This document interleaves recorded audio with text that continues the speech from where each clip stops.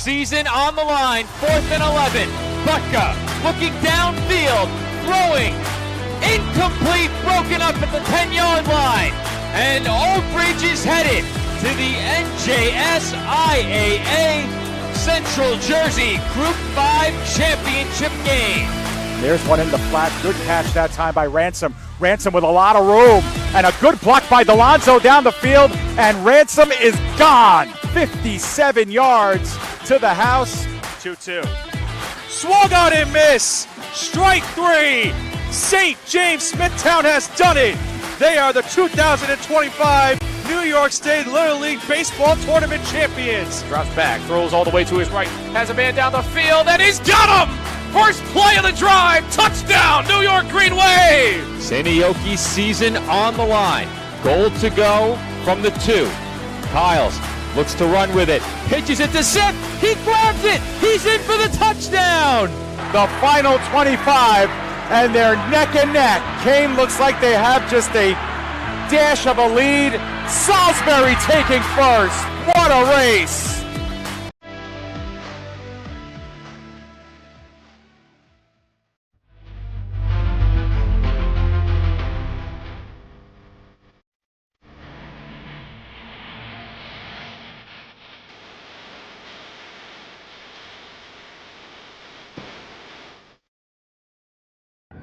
Live from the Velodrome in Helsinki, Finland, the PDF Sports Network welcomes you to coverage of the Vaahteraliiga, the highest league of American football in the country of Finland, for tonight's final tilt of Week 3 and our game of the week. Tonight, the Kuopio Steelers, with an even 1-1 record, take on the home side Helsinki Roosters, 0-2 to start the season and looking to register in the win column in a game they desperately need. Welcome again, everyone. My name is David Pizzuto, joined by my broadcast partner and colleague Joe Foreman. And Joe, all 7 Maple League teams enjoyed the midsummer bye last week, and for these 2 teams, an extra week to prepare for a game that, despite how early in the season it is, it's a pretty huge game given the standings.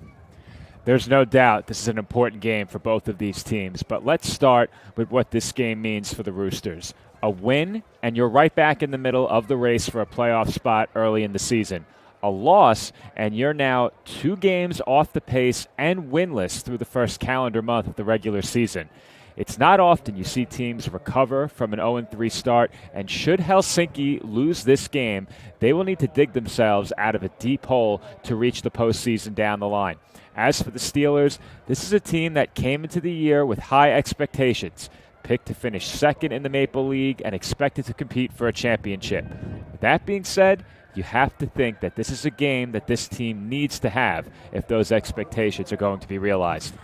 And those standings, Joe, take into account finals from earlier this weekend. And with this being the final game of the week, the complexion of the league will be impacted greatly by the results tonight. Joe, let's take a closer look at these teams, and let's talk first about the visiting Kuopio Steelers. We could see on the screen some of the history, and a lot of people expected them to give Porvoo all they can handle in the championship game last year, but another semifinal loss to the Crocodiles prevented that matchup. They lost a lot of key pieces this offseason, and they're off to a 1-1 start. This is an organization that was established at the start of the 1990s and made their way to Kuopio 15 years later.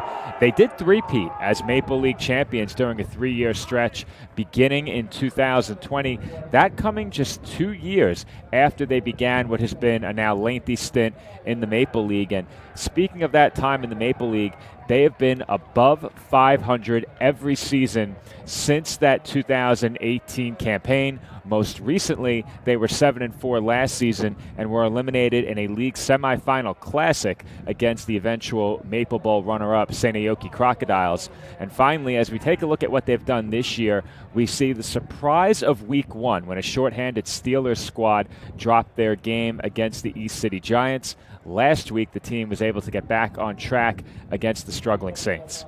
That's right, Joe. And looks like we are getting set for kickoff here. We thought we had a little bit more time during pregame, but we'll talk a little bit about the Roosters when they go on offense for the first time. It looks as if the Steelers are going to get the ball first. But there was an unexpected loss by the Steelers in that opening week against the Giants, Joe. You know, we talked about that offline. They did rebound handsomely last week against the Saints. Let's see how they've prepared for this Roosters team, Joe, a team desperate for a win, and they get to show off on offense first and really set the tone here. What are some of the keys to the game for Kuopio, especially when they're on offense?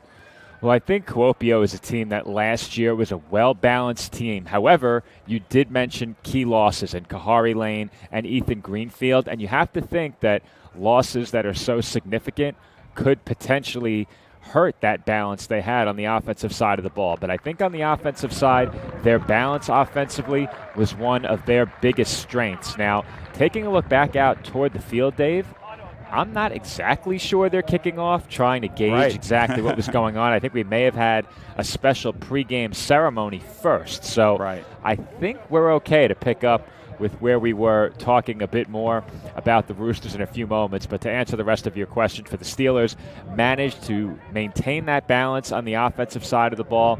And then on the defensive side, do not give away any easy points to the Roosters.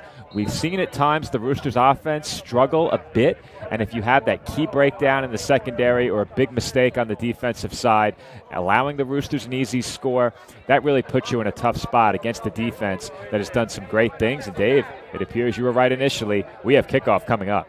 Yeah, we certainly do. So we are about to get underway here. We'll talk a little bit more about Helsinki's keys to the game when they take over on offense. But Anssi Rahonen will get us started here for the boys in red, kicking off for the boys in white and red in their road uniforms, the Steelers. That's a great kickoff. It ends up about 2 yards deep into the end zone, brought out and taken down past the 20-yard line was Lero Pekarainen. Before he spilled at about the 23-yard line, and that's where Slade Jarman and crew will take over for the Steelers.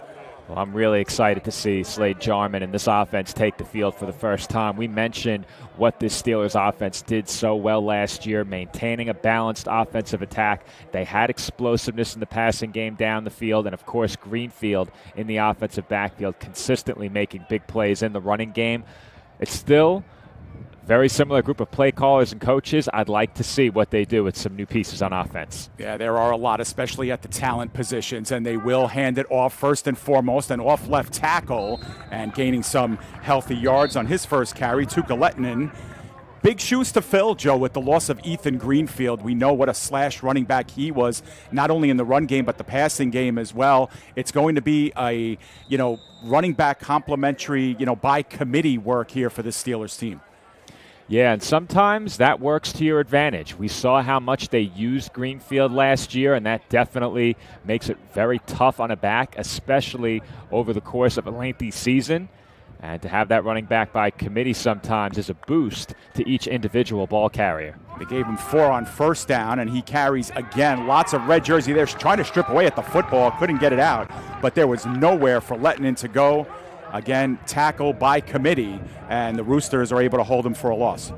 Well, this Roosters defensive front did a lot of great things last year throughout the season, both blowing up running plays in the backfield and rushing the passer, and that's something that I think we can expect to see from this team here today as well. So looking at about a 3rd and 7 coming up, as that was, I believe, a yard loss with forward progress stopped at the 26-yard line. So perhaps we'll see the first pass of the game here for the Steelers. They go with 4 wide, 3, one over tackle anyway with the tight end. But Jarman looks in that direction at the top of your screen, wants to go for the home run down the sideline, and Marshall was in the area, but that one trailed out of bounds. Marshall looked like he lost the defensive back there, Joe, but not to be. It'll be 4th down. He gained a step at the end of this play, Dave, and you'll see it here. He did find an opening behind the first wave of what was certainly a zone defense, and they did follow him toward the sideline. There was a bit of room. That's a tough throw. 2 defenders underneath that throw. You have to make sure you get enough air on it. In anticipation of safety help, you air it out toward the sideline. That makes for a tight window, and it fell incomplete. Steelers do not have a kicker on the roster, so this is Pekarainen, who just nearly got that off from being blocked sky high in the air. It will not reach the 50, so a very short punt, about 20 yards or so, puts the Roosters in pretty enviable field position here to start the game on offense. Joe, we mentioned the keys to the game for the Steelers? What are some of the keys for the Roosters, who actually, unlike the Steelers, bring back a lot of their talent from last year? Well, something that really plagued the Roosters last year, at least in the games that we covered, there were games that were winnable for them, and when it came down to scoring and putting together a drive to maybe win some of those games, they had the key turnover, and I think they have to avoid that, especially down around the red zone. They start this drive in plus territory. You can't ask for much more early in this game. Ambro Janssen, one of the few returning quarterbacks returning from last year, to start again for his side. He'll take this one and will hand off immediately up the right side of that line, and scampering for a bunch of yards, D'Angelo Durham, one of the non-EU players for this Roosters team. They're expecting big things from Durham this season. Well, how about that explosive run by Durham out of the backfield, pistol look on first down, and that was extremely well blocked. It looks like the Roosters are heading back to the line quickly, so we may have to cut this replay a bit short at the tail end. We did get a look at it just in time, and good things from the Roosters on first down. A lot of pop once you get to that second level for Durham, and he reaches there again, this time by committee. The Steelers are able to get him down. First on the scene was Damian Lowry, and finished off by Christopher Cox, but still a healthy gain on first down. Another nice run, well blocked right up the middle, and so far through 2 plays, the Roosters are very much winning the battle at the line of scrimmage. They got about 5 or 6 on that play, so it brings up a second and a long 4, short 5. Or Janssen, actually I thought he faked it, but instead up the middle again. Durham scatters to the right hash mark and is just shy of the 10-yard line. Another first down, and I think I saw a late flag pop in there as well near the 10-yard line. We'll see what this is about. It came just a hair after the play. Yeah, we'll await the call from the official before getting a look at the replay, but on that cutback, Durham put one of the Steelers down on the turf, and thought for a moment he might be able to break that upfield, getting another block or two and turn it into a touchdown, but the officials continued to talk it over, and you said it, Dave, it was a late flag. Yeah, kind of bounced in the area, but it's a personal foul, and it will hit on a defenseless player, and it will be against the Steelers. So this will put them inside the 10, and we're going to have a first and goal situation coming up for the Roosters, as they'll add half the distance to the end of that play. That one hurts if you're the Steelers. It was already a big play, and now on top of that, you have goal to go as you get one more look at that last run by Durham. You have to like what you've seen from him. Trying to look in there and see where the penalty occurred. Yeah, I didn't pick it up on that replay. Yeah, it happened, I think, as Durham was going down, and maybe there was a block against the defenseless player. But either way, it's been all D'Angelo Durham. He's out of the game now in favor of Lassi Pairainen, who we saw a lot of last year. He's now to the left of Janssen. He'll get the carry up the middle inside the 5 and spilled at about the 3-yard line. They get about halfway there. Looked for a moment as if they were trying to execute the leap over the pile. Get another look at it very quickly if they don't hurry to the line, but they're not giving us a chance. No, they're hurrying up, and it's been all run. We'll see if they go back to it here. Trips up top, spread out wide. Lone wide receiver down low is Takapa. He's been a red zone threat for the Roosters in the past as well. Keep your eye on him. Instead, the give underneath. Pairainen nearly got to the goal line. I thought once he put that shoulder down, he would get it. Instead, he gets to about the half-yard line. 3rd and goal coming up. Well, Dave, these are the kinds of situations where your offense has to come through. You'd have to imagine that right on the doorstep, they have 2 downs to get this. Yeah, it's a fair point, especially as well as they've run the football. Can't really abandon it now as we see the clock inching closer to the 8-minute mark. And up the middle, D'Angelo Durham. Does he have that? That ball came out, Joe. The ball came out. The Steelers are saying they're on top of it. All we need is an official signal at this point. It's Steelers football. Oh, boy. Well, Dave, I said it before when this game got started. Keys to the game for the Roosters. When you have a chance to put points on the board, when you need a big score potentially late in games, you need to come through. And we'll see when we slow this play down if we can spot exactly where this football came out. Helsinki turns it over at the 1-inch line. And keep your eye on Durham's knee as well. Was it down before that ball was stripped out? Either way, number 42, Laurie Sastamonian, was the one to grab the loose ball. The byproduct is that the Steelers have to start from their 1-yard line, but they'll take that trade-off any day.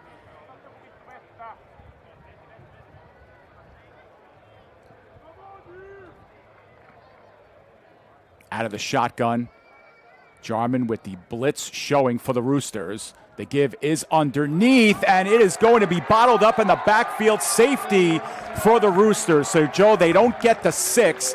They get to the 2 instead, and Romello Herbin had nowhere to go. The Roosters are all over this play, Dave. They try and bounce this handoff out of the gun to the outside. The Roosters had no fewer than 3 players containing that edge. No chance for the back, no chance for Kuopio. And the Roosters put that fumble in the rearview mirror, put 2 points on the board, and have their first lead.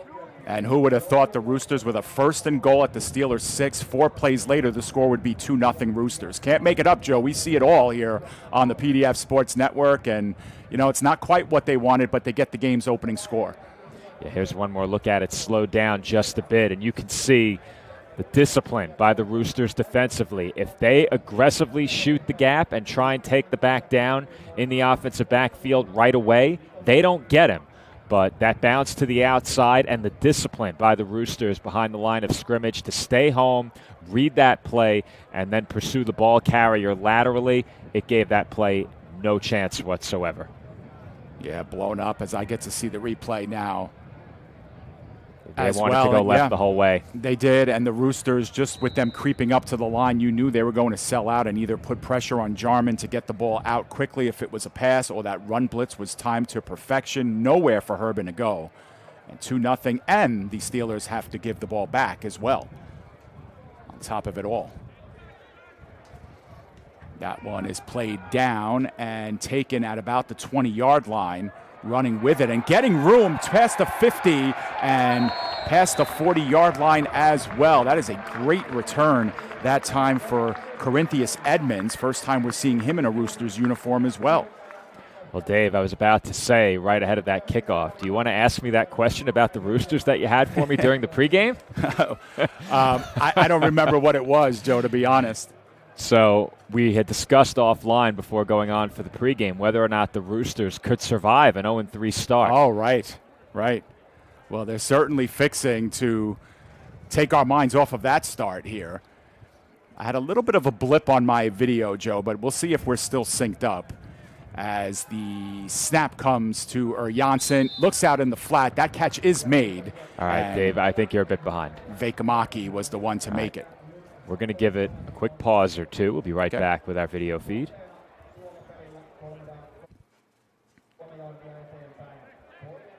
All right, we'll see if that got you synced up. All right, apologize for that. Joe and I are working off 2 different video feeds here in the United States, coming in from Finland, 2 different parts of New Jersey where our home base is located. Janssen got the snap. He gives it off to Durham. Durham is put down at just about the 33-yard line. All right, might have to give it one more pause. Okay. Do that now. Yeah, the video input on my big monitor here kind of blipped out, and I had to reconnect it. Lost about a couple seconds. I'll let you know as soon as this ball is snapped, Joe, on my side. All right. Ball's at the 33. Snap occurs right now. Janssen gives off to Durham. Durham at first had some room, but can't get to that left corner. Now wants the reverse field. Gets past 1 hash mark, but he is dead to rights and taken down by Lars Steffen, another returning defensive back here for the Steelers team. That's a loss on the play, and it's going to back things up on here on 4th down. All right, Dave, you might need to give it a quick pause now. Okay. And then we should be good. You were ahead by just a bit. All right. I paused it about a half second. We'll let you know. All right. But this is a 4th down and 6 now, Joe. And this is a big play right here. From the 36, they need to get to the 30 for a first down. Janssen is back to pass. He's under a little bit of pressure. Skies it down the field, and that was too far ahead of the intended receiver, Edmonds, who had the great kickoff return. And the Roosters are going to give it up on downs here, Joe. All right, we should be all synced up now. Here's a look at that last replay again as the Roosters turn it over on downs. First, a quick look at it. You see the throw goes downfield. Now, you saw at the tail end of that replay, the receiver on the crossing pattern throwing his arm up in the air. We're going to slow it down a bit and see if Janssen held on to this ball. Did he have options? So let's wind it forward a bit as the Steelers offense is taking the field very quickly. Here's a look at the tail end. I don't know. He would have had to hold that ball another beat or two. Yeah, and that was thrown towards the left shoulder of Edmonds as well. If he throws it towards the middle of the field, maybe Edmonds has a chance. Snap for Jarman. He's in the back, and he wants to rear back in the middle of the field. That one just a little bit underthrown, as again, Marshall might have gotten past the defensive back on that play, Oni Karki, but that pass was a little bit low and at the shoelaces of Marshall. Well, you're going to see it here on the replay, Dave. There was a bit of contact in the secondary before this throw, and that was just enough to make sure that that ball fell incomplete. I'd be inclined to say that's illegal contact by any metric. They miss it, and I think that's the reason that ball falls incomplete. Yeah, good look there, Joe. I did see that as well. That was about 10 or 12 yards up the field, too, where that contact was made. Snap to Jarman again out of shotgun formation. Looks left, now drops it off in the lower quadrant, and bottled up was Herbin. They do get a few yards on that play, sets up a third and more manageable, but a good open field tackle that time by Arampa. No question, a good tackle, and that's a big play there, because if that tackle is not made cleanly, if that tackle is broken, there's a block and one man to beat beyond it. So that is a big play to make that tackle by Arampa and set up third down. Yeah, 3rd and 7 officially, as that play only went for 3 yards. Little change of pace there. Jarman looked to his right and dropped off left. He'll have to get some time here. The Roosters only rushed the 4. Fake give to Harbin. Instead, Jarman wants to pull it down, was wrapped up for a moment and finished off. Good tackle again. They got him by the jersey, and William Lytle finished him off. Well, I said it in the lead up to kickoff, Dave. The Roosters' defensive front consistently makes big plays when this team needs them. If you think back to that game last year that we covered against Porvoo, one of the most entertaining Roosters games that we covered all season. Late in that game, they needed to get off the field and get the ball back to their offense. They got the big sack when they needed it. They get a big sack right there on 3rd down, setting up 4th and a mile. Pekarainen's first punt was nearly blocked as pressure came in from the left side. That's a high snap. This time gets more time to unload and gets off a much better punt. It is fielded at about the 38-yard line, but taking down hastily was Zachary Wright, formerly in a Butcher's uniform. Switched over to the Roosters and got a modest gain, but still the Roosters will start in pretty good field position here. We're going to slow this one down a bit, Dave. Take a look at that snap that you referenced. Not only was it high, it was very high, and disaster not averted by much. 44-yard line is where the Roosters will take over. Offensively, they've yet to score in this game. They've moved the football a little bit, but have been held. Of course, they do have the one turnover on their longest drive so far, as first quarter you'd have to think is nearing its close.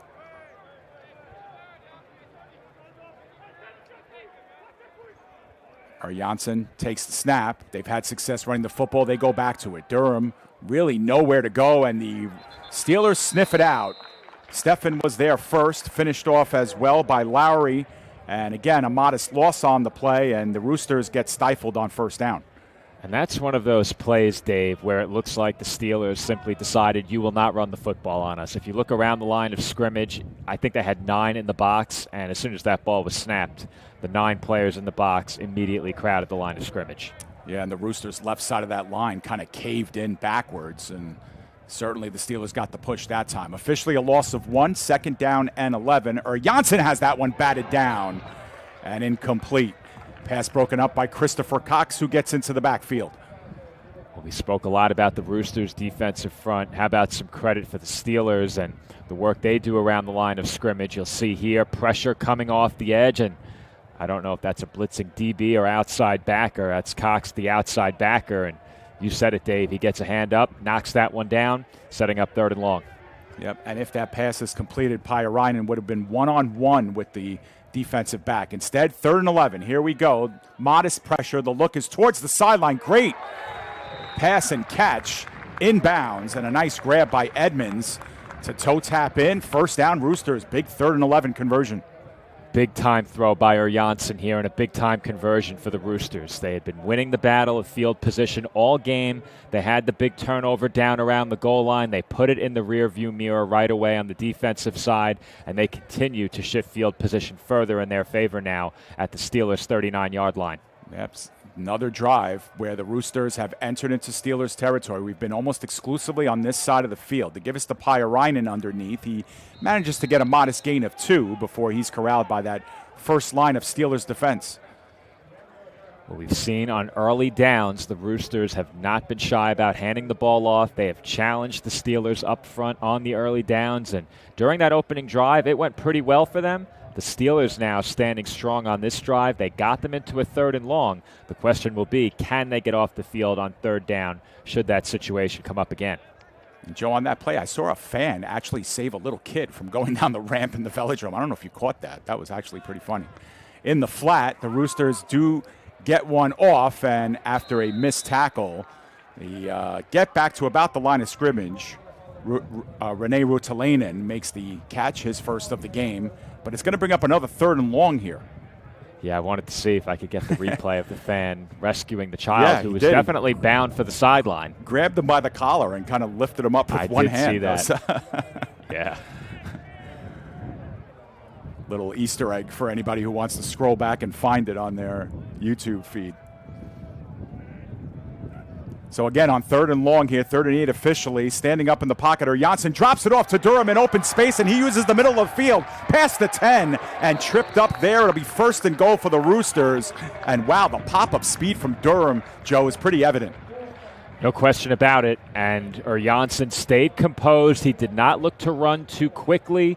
He was aware of the pressure coming off the edge, stepped up calmly in the pocket, had plenty of room, and delivered a quick short pass over the middle. Durham does the rest. 1st down, goal to go. Roosters to the line quickly.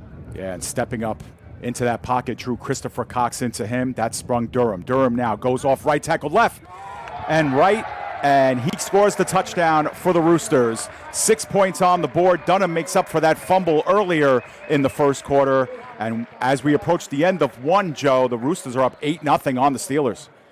And you have to like what you've seen from this offense so far. They've imposed their will at the line of scrimmage. Janssen has made big throws on 3rd down when this team has needed them. And I think outside of the fumble, they've executed almost flawlessly on the offensive side of the ball. Good things from the Roosters thus far. You see it on the right side of your screen. 1:38 remaining in the first. The Roosters look like they will kick here. In fact, Ruhonen is in the game, so they are going for 1 here, as getting off the field very gingerly was Toni Tuppurainen. He's being walked off the field. And the Roosters will try to go up by 2 scores here in the first quarter. On a quarter that's really been played on this, exclusively on this side of the field. And you know, we say it all the time, Joe, about teams not really taking advantage and, you know, missing out on opportunities. And it's good to see the Roosters cash in when they can here. And, yeah, granted, they let a touchdown off the board with that turnover, but getting it back here and being able to get points from these drives has been critical. No question, Dave. And when you asked me what the Roosters needed to do, immediately my mind went to cashing in on your opportunities, because when this team scores, as that one very nearly was blocked off the edge, but and it missed. Left. It was wide left. Yeah. No good. Yeah. High PAT, snap. no good. It all. Yeah. Yeah. But to the point I was making very quickly, when this team has had opportunities to score in big situations late in games, a lot of the time they haven't come through in those spots and have come up just short in the big games, especially that matchup in the regular season against the Butchers. But I said for the Steelers, don't give anything away, no coverage breakdowns, no costly penalties. Make the Roosters finish their drives. And so far, they've finished 1 of 2 drives. The fumble ended their first drive a bit prematurely. They get 2 on the safety. Drive number 2, a lot better. And, Joe, during the pregame, you flashed the Steelers' schedule on your screen. I'm wondering if you could flash the Roosters' schedule, and just to give folks an idea, you know, you mentioned the 0-3 started. If they lose this game, take a look at those first 2 weeks of the season and how things have gone so far. I mean, they've been in games. They've just been on the wrong side of the ledger right now at 0-2, and they got a big stretch coming up. Well, now that we have the schedule up on the screen very quickly, we're going to have to pull it down shortly. But the point I wanted to make, you were going to ask me in the pregame, can the Roosters survive 0-3? And my answer to that would have been, ask me when this game is over, because even if they had gone on to lose this game, and they still could, but should they lose this week, I would need to feel confident that they can knock off the Giants twice to say they could survive it. I would need to feel like they can win both of those games or maybe even steal a game from the Butchers, because I think if they go into the last month 2-4, that gives you a shot. It gives you a shot, and that goes for any team. If you go into the final 4 weeks with at least 2 wins, I think you're going to have a chance if you run the table, or maybe even if you go 3-1. That's right. And last year in the Vaahteraliiga, there were a small handful of games that made people kind of swish their head around and take notice. And one of the games was the Roosters' victory over the Steelers. It happened in Kuopio last year. I think the final score was 13-9. They beat the Steelers, and it turned a lot of heads because people just did not expect that result. So the Roosters have the ability to score that big win that they're maybe not supposed to. As Jarman, with the keeper up the middle, gets back to the line of scrimmage, but that's all. That looked like a designed run from the jump. And, conversely, Joe, the Roosters lost last week to the Royals, who started their season last week, won it 15-6. And, you say as good as the Royals have played against the Roosters, that too was kind of a head-turning win for the Royals in a series in which they played really well. Yeah, the Royals have had their number a bit. We saw this last year, 4 wide receivers, and Marshall was open, but is punched backward. The 20 maybe was the forward progress stoppage, but that's a pretty big loss on second down. Yeah, we'll get the exact amount of yardage lost on this play with the help of this replay, but that's a formation that last year I called the diamond look. Yes, exactly. And they lost at least 6 on that. They sure did. It's second down and 17 coming up. First down marker is at the 35. Third and 17.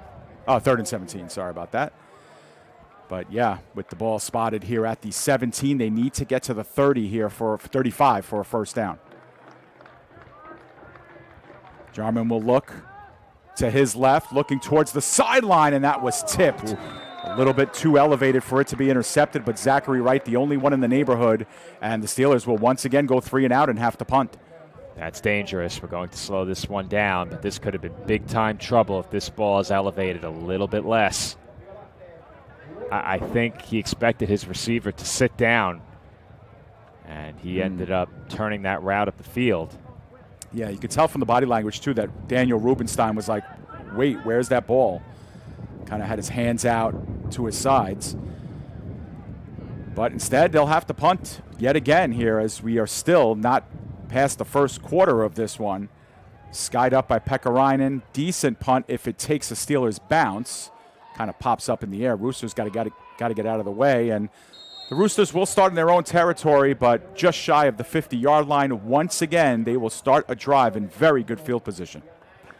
And I said it before, during the last drive, they've been winning the battle of field position throughout this game. Not much has changed to sway that. And I think it's becoming more and more concerning for the Steelers having to work deep in their own territory and having their defense backed up close to their own end zone. So they'll start at the 49-yard line. Do the Roosters again with the run game working pretty well, or Jansson's made some pretty big passes here in this first quarter. Look to string it for 3 more quarters, as this has got to be one of the last few plays of quarter number 1. Again, 12-minute quarters here in the Maple League.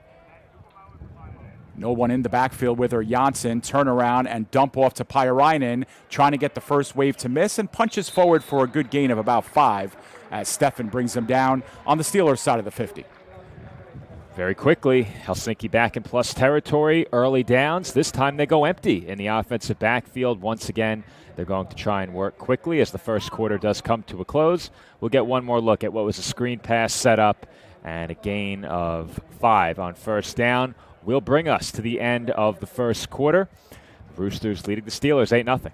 All right, and Joe, so far, I mean, obviously this is the first we've seen of both of these teams. Impressions of the first quarter and early returns on what we're seeing from these two teams.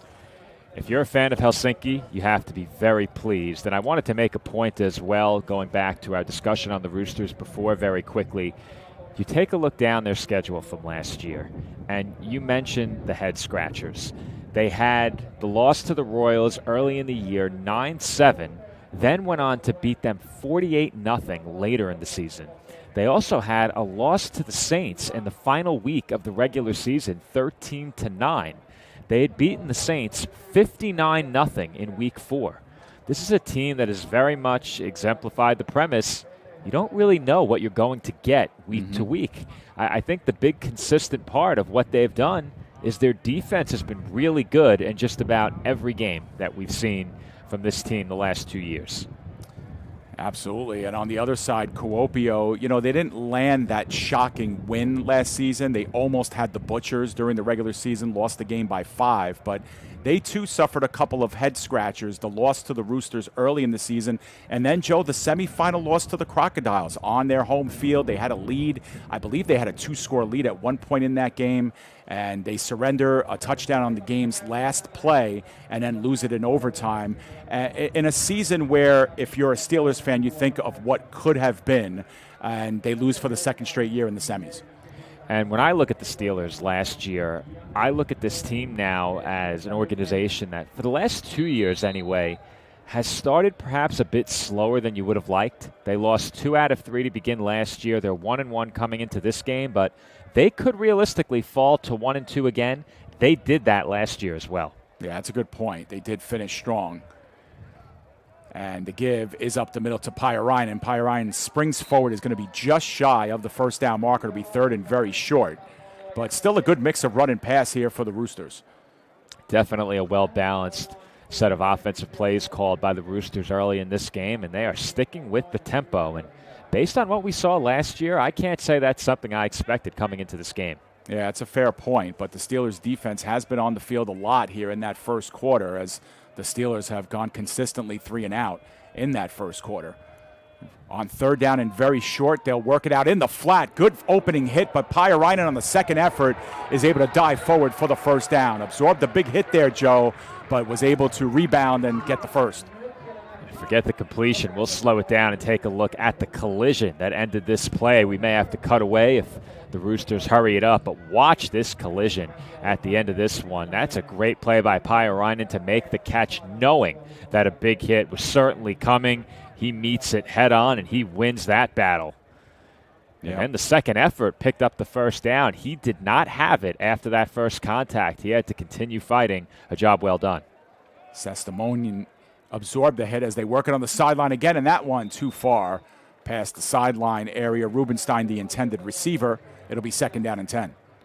And one final point about the Steelers team going back to their 2025 season. They had 3 losses last season. One of them was to this Roosters team in week 3.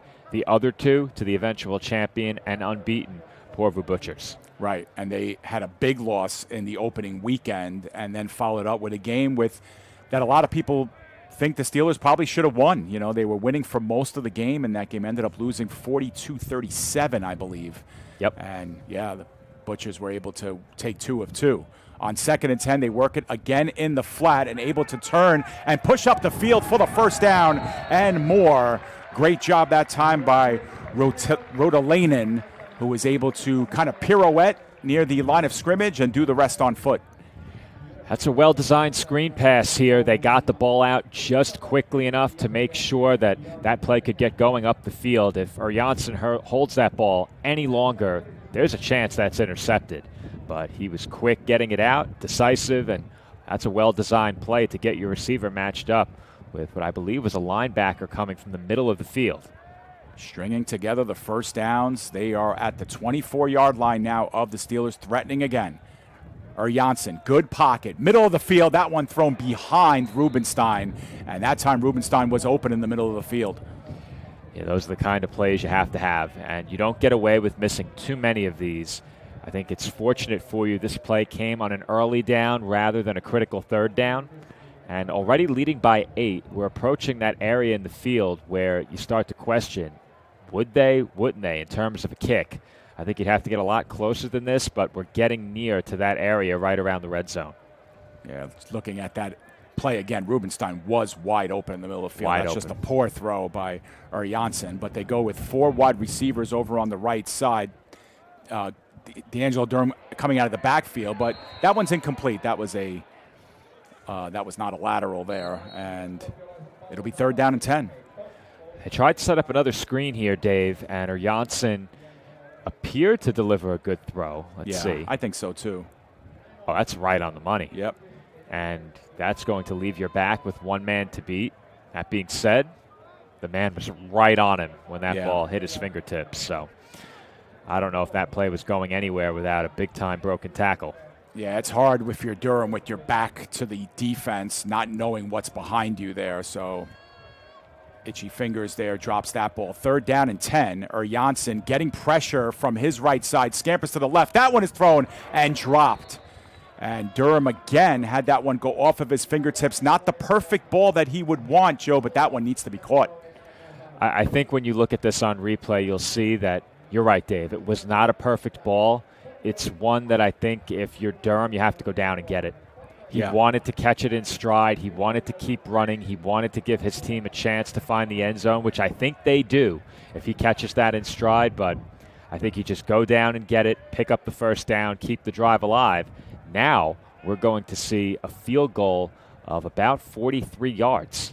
41 officially here, Joe, as Anssi Ruohonen, who's gotten his leg into kickoffs. We know he's got the leg. Snap is good. Spot is good. That's a line drive dart, but it's no good. It went wide left. Wow, that had definitely the distance, but it was too much on a line. There was no flutter in that one at all. Powerful leg, but the Roosters come up short again offensively, and the score holds at 8-0. This replay is not sped up, folks.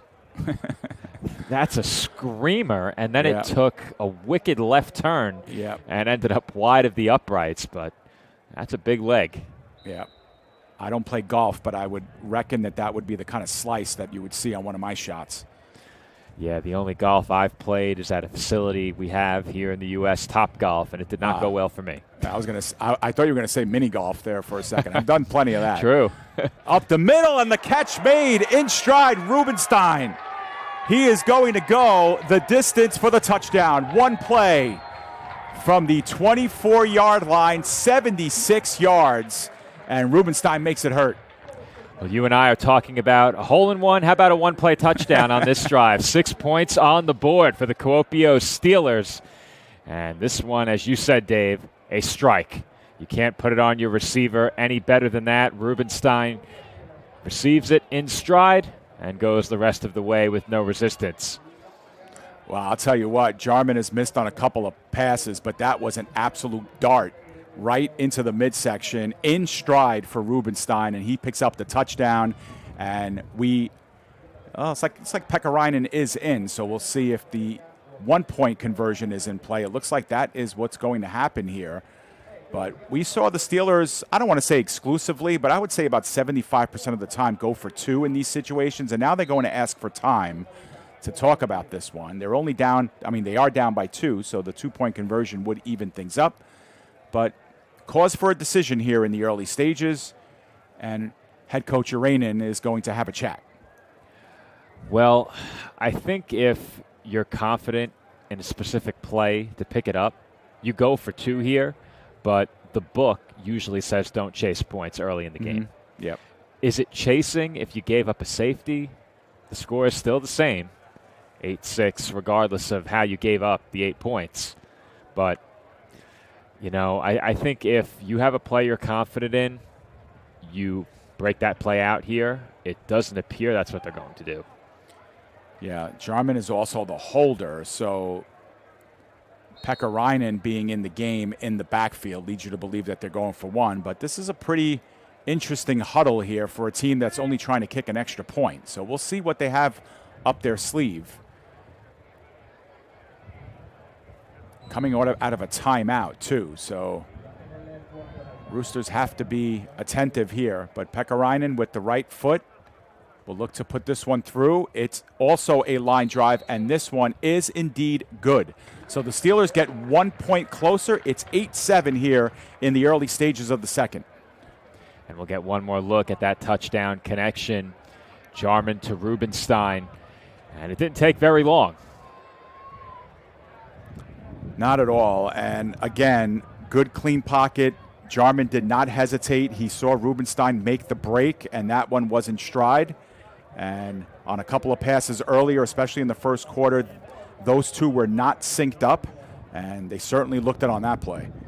And look at the coverage here by Zachary Wright. This is good coverage. He's there. The throw is just better.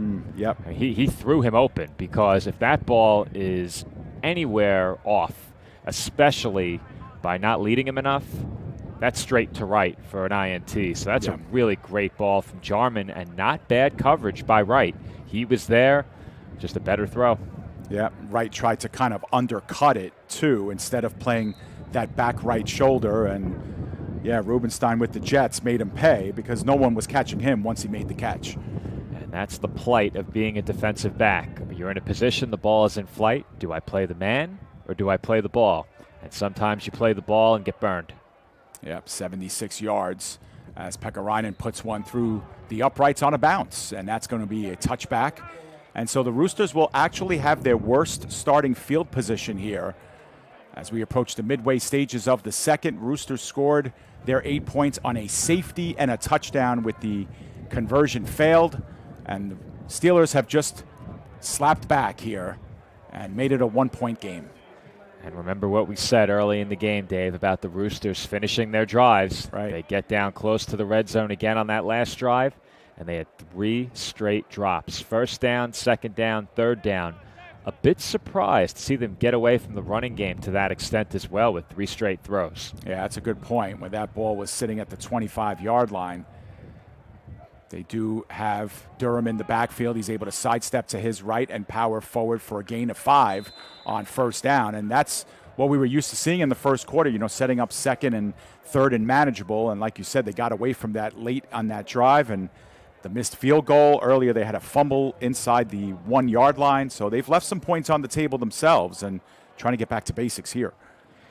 Yeah, they've won the early downs for much of this game, and the one time where they didn't, on that second scoring drive, or their lone scoring drive, they did score on defense, but on the scoring offensive possession, they ended up in 3rd and long, and very quickly they turned that around and ended up with 6 on that drive.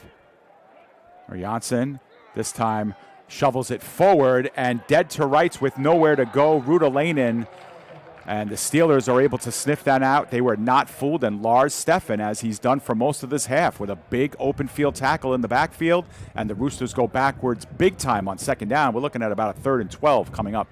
And you know, Dave, I confused Steffen with a linebacker earlier in the game because of the kind of plays he makes in the open field. He was the one defending that screen pass that had to sprint from a position near the slot to get to the receiver on the outside. That time, he made like a linebacker and made the big hit behind the line of scrimmage. See if they bring some pressure in on Janssen here on 3rd down and 12. They rush for Janssen with a little bit of pressure, but is able to throw a strike down the field for a first down. Arturi Takapa making his first grab. He was a big target for this team last year. And again on 3rd down, Joe, Janssen showing off the arm, and another first for the Roosters. I think it's fair to say now, given what they've done on 3rd down in this game, that Steelers have been pretty awful on 3rd down defensively. I mean, that is a gaping hole in the defense, and Janssen had all day to put that ball in there. Yeah, Takapa split the defensive backs there. They go back to the run here on first down, and Pyöräinen finds a seam in the middle and gets it right at the 50-yard marker. It'll be 2nd and 3 coming up after a healthy gain on first down. They win first down again, Dave, and that's been the recipe for success early in this game. The Roosters hand the ball off on first. They open up a big hole for Durham. He picks up big chunks of yardage and keeps them ahead of the sticks. They went backwards big time on 2nd down on their last series. Let's see what they dial up here on 2nd and short.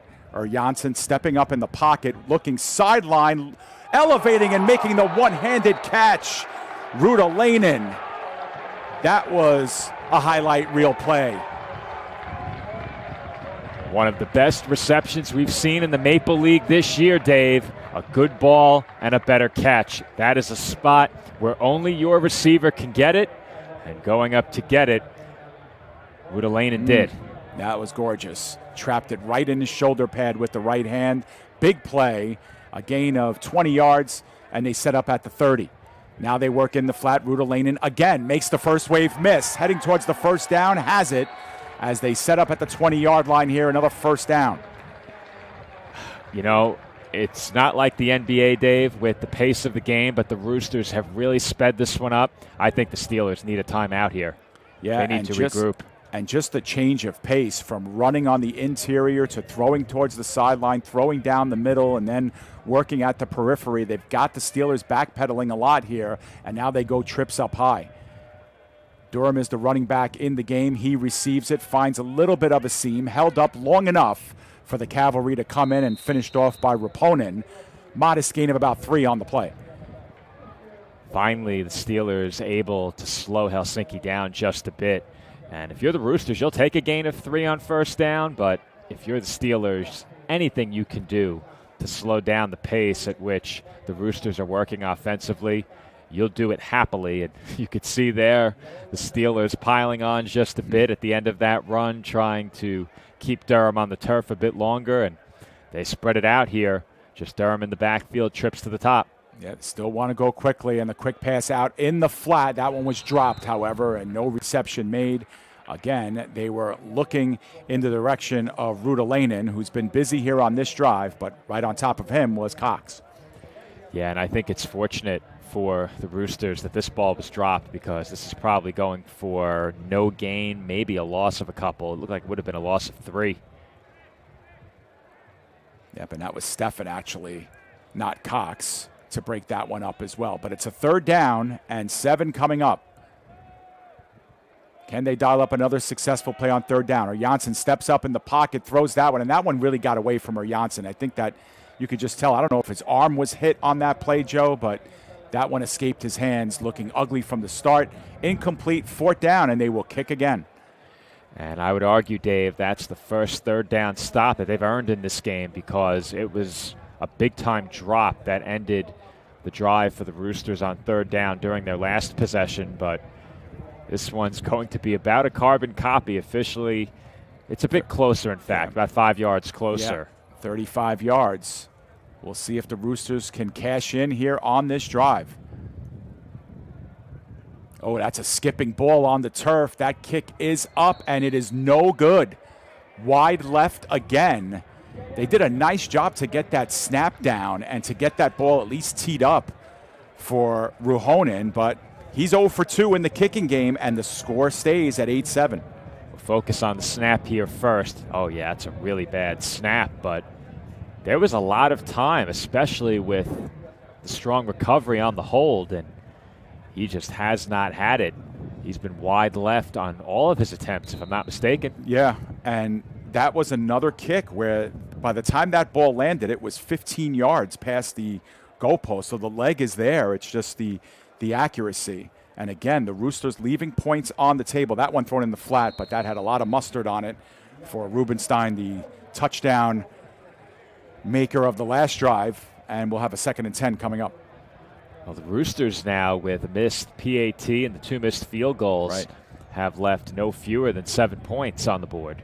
Right. And again, not cashing in that touchdown on the opening drive where they fumbled at the 1. Now the points that they're leaving on the table are piling up. Jarman with the silent count, looks towards his left, looking sideline on a dart again, and that one was nearly intercepted and then actually hit the midsection of Nicholas Kuopio. And if he makes that catch, he's gone, Joe. A lot to dissect on this play. We'll have to slow it down a bit. We're going to run this one back at half speed. So Jarman immediately locked in on the left side of the field. He never makes another read. He's looking left all the way. He's expecting Kuopio to be passed off from the underneath corner, and I don't know if he underestimated how Aku Katanen would be able to cover that ground, or if he just misread the defense and thought it was a cover 1 instead of a cover 2, but he threw it right to him. Was fortunate to get away with it, and then Kuopio couldn't corral it. That's not really his fault. Roosters show pressure. They do pick it up, and that one's intercepted. one-handed stab and an interception made by Zachary Wright. We saw plenty of that. In fact, he had a couple of picks in the championship game for the Butchers last year, and he comes up with a nice snag off of a Jarman pass.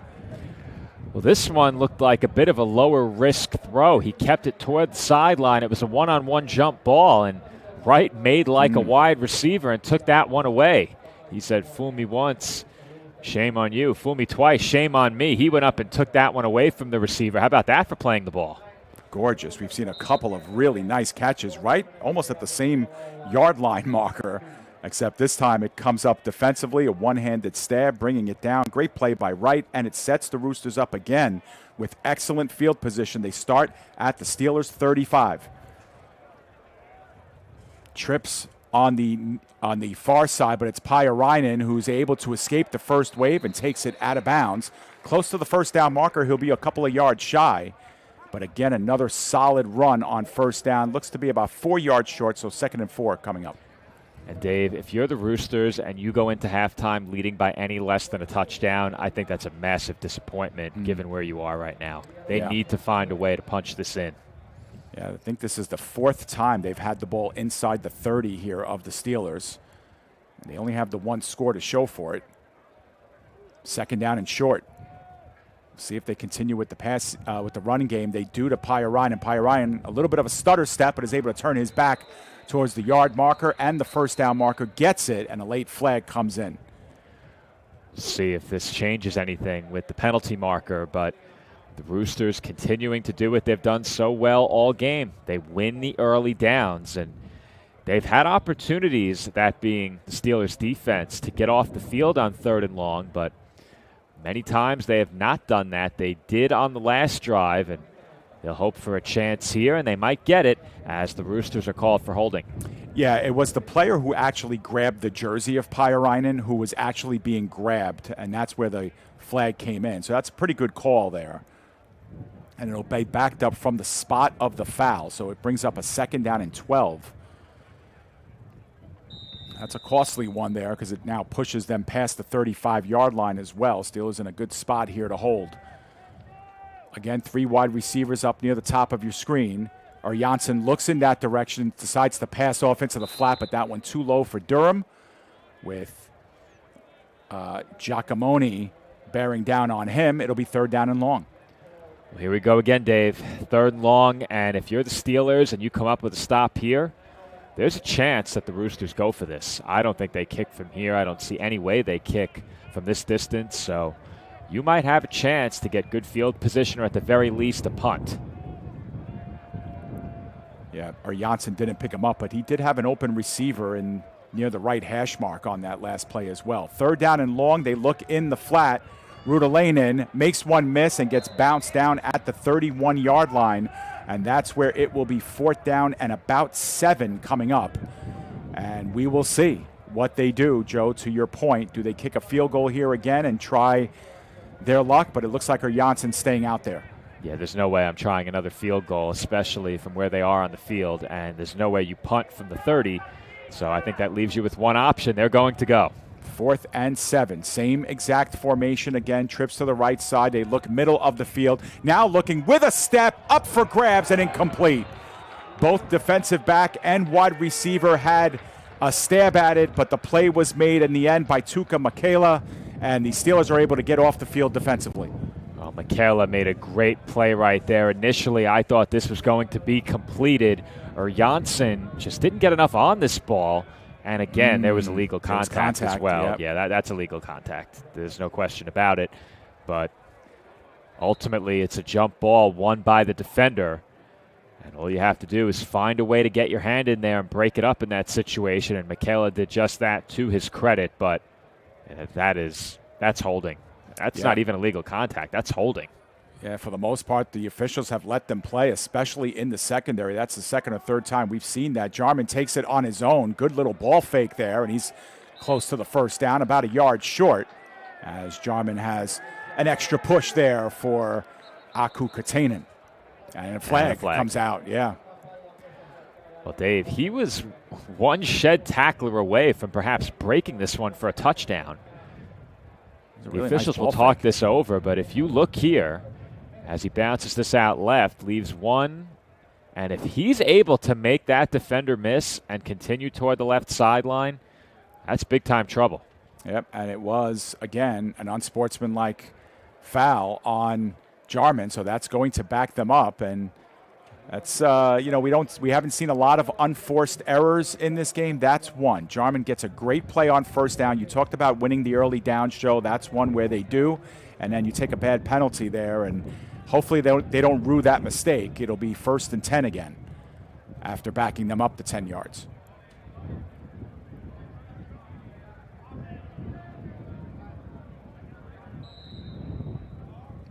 Not sure why it was only 10, but spot foul, replay the down? I guess. In the flat, and flat end after a minimal gain was Marshall. And that was a nice job to finish him off by Kosti Hoti in the secondary. Marshall's been pretty quiet here in this one, Joe. We've seen him do some dynamic things on the field last year. One of the few returning players in the talent positions for this Steelers team. Every time we covered the Steelers, Marshall had a touchdown.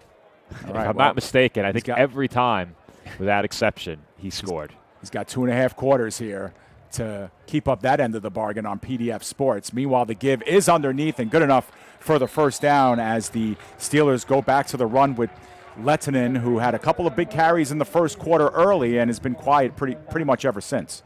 Well, outside of that run by Jarman, the Steelers hadn't done much on the ground in terms of attempts or in terms of yardage. They worked toward changing that right there, and all of a sudden, they're at the 40-yard line. That's right. Again, taking over on downs where the Roosters leave points on the table after driving pretty much, 2/3 of the field. They go heavy here on the bottom of your screen, do the Steelers. But they will keep again with Jarman. Jarman on the move, lowers the shoulder, gets taken out low by Katainen, but not before he gets 5 or 6 hard yards.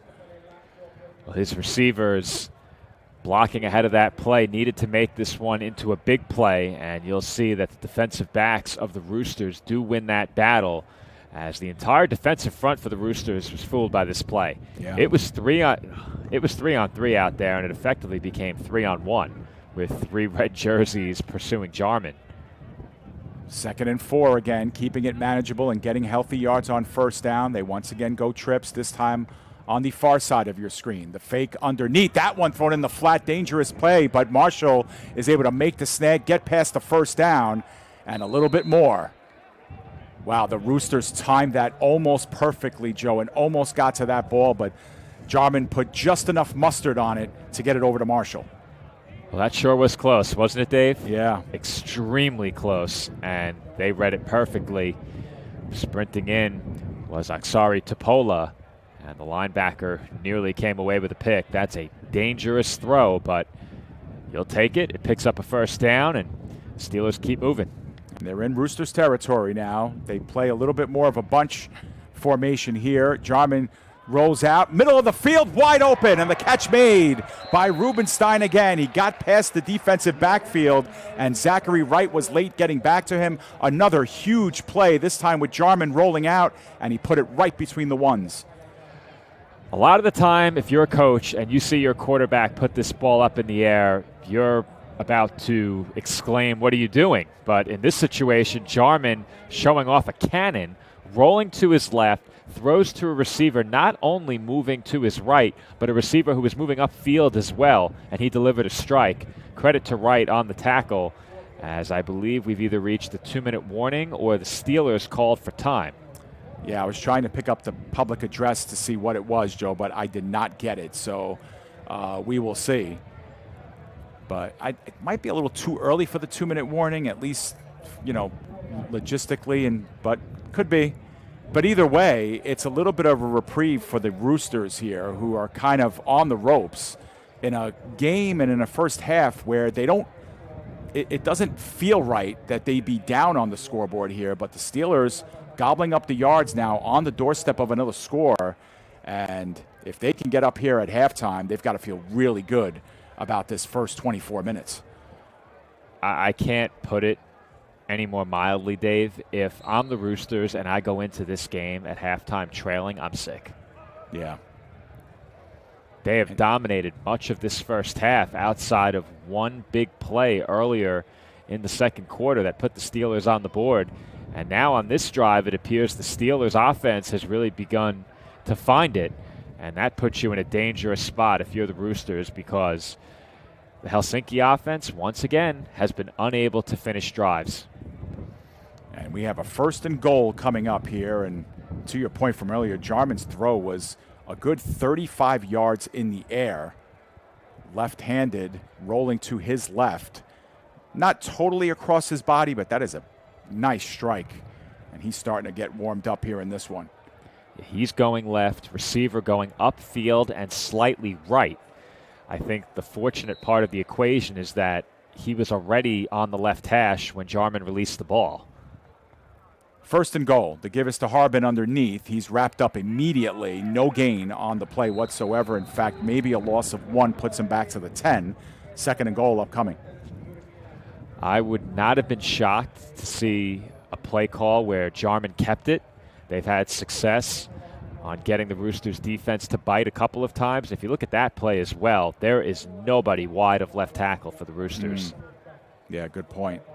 So if he's ball fakes and sprints out to his left, there could be room there. Maybe something the coaches picked up as well, and they'll go back to.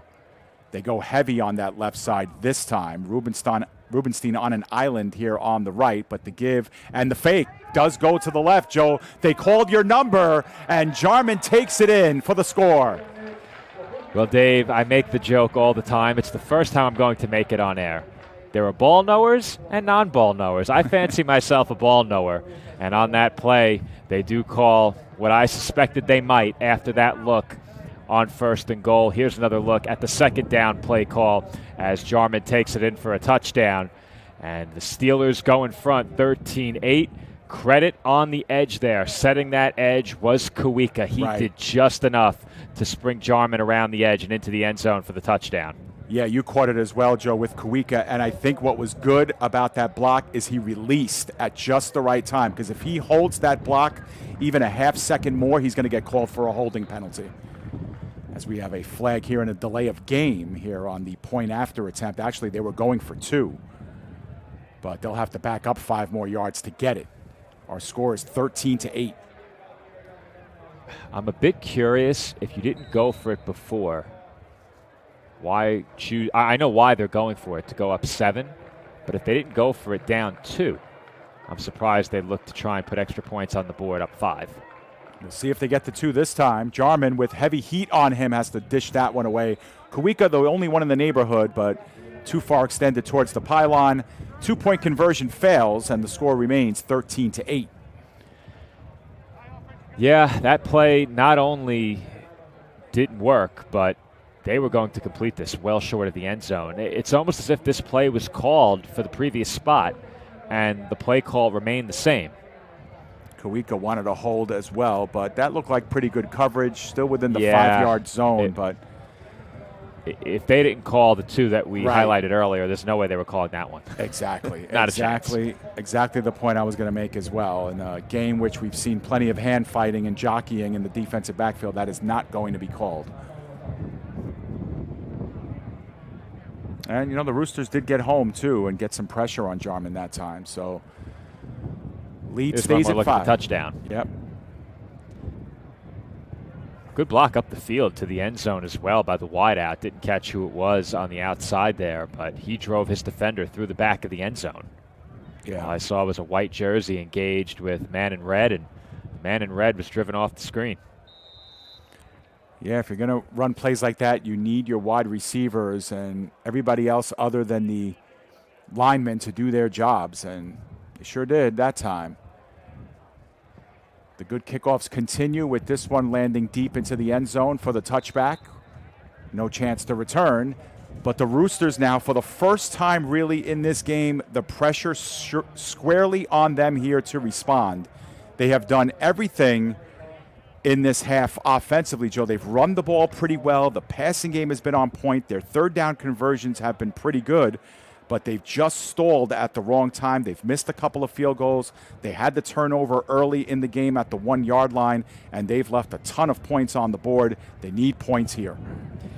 Yeah, for me, the big shortcoming for the Roosters, ultimately, if there's one sequence that really defined this half, it was the 3 straight drops.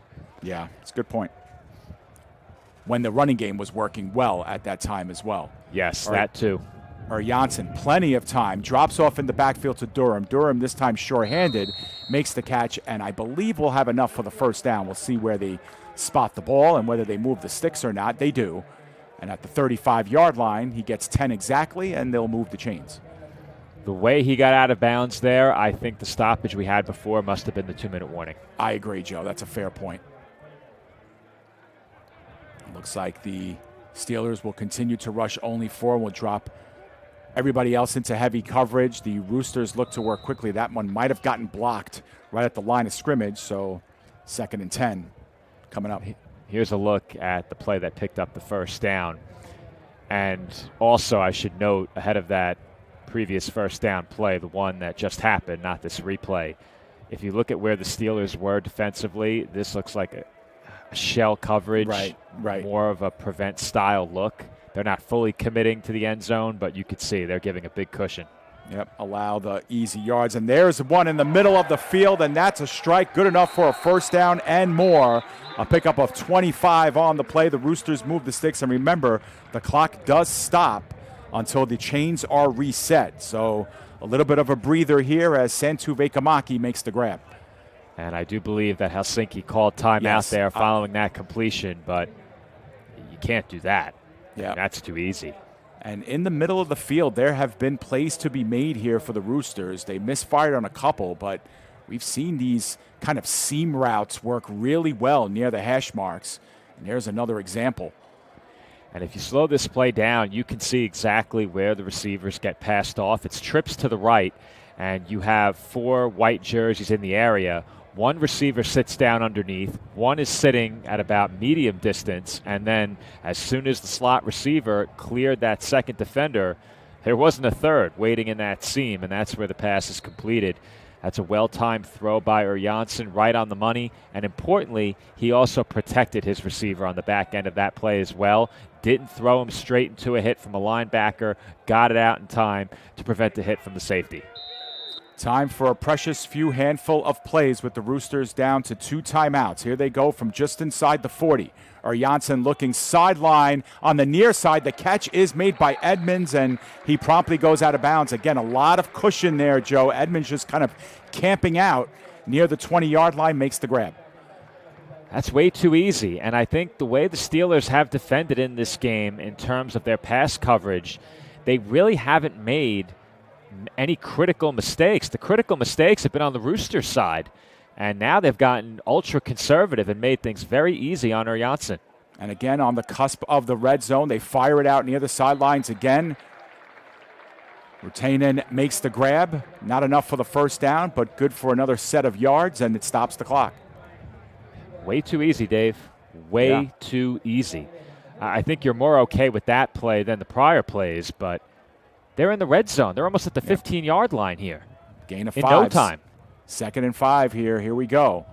Janssen, another quick snap, looking middle of the field, and that one is too far extended. I think that was Takapa who was the intended receiver, but that'll stop the clock. 3rd down and a long 5, short 6, and getting ready for a big play here. Well, the Steelers tried to give the Roosters a gift here, and Janssen just missed.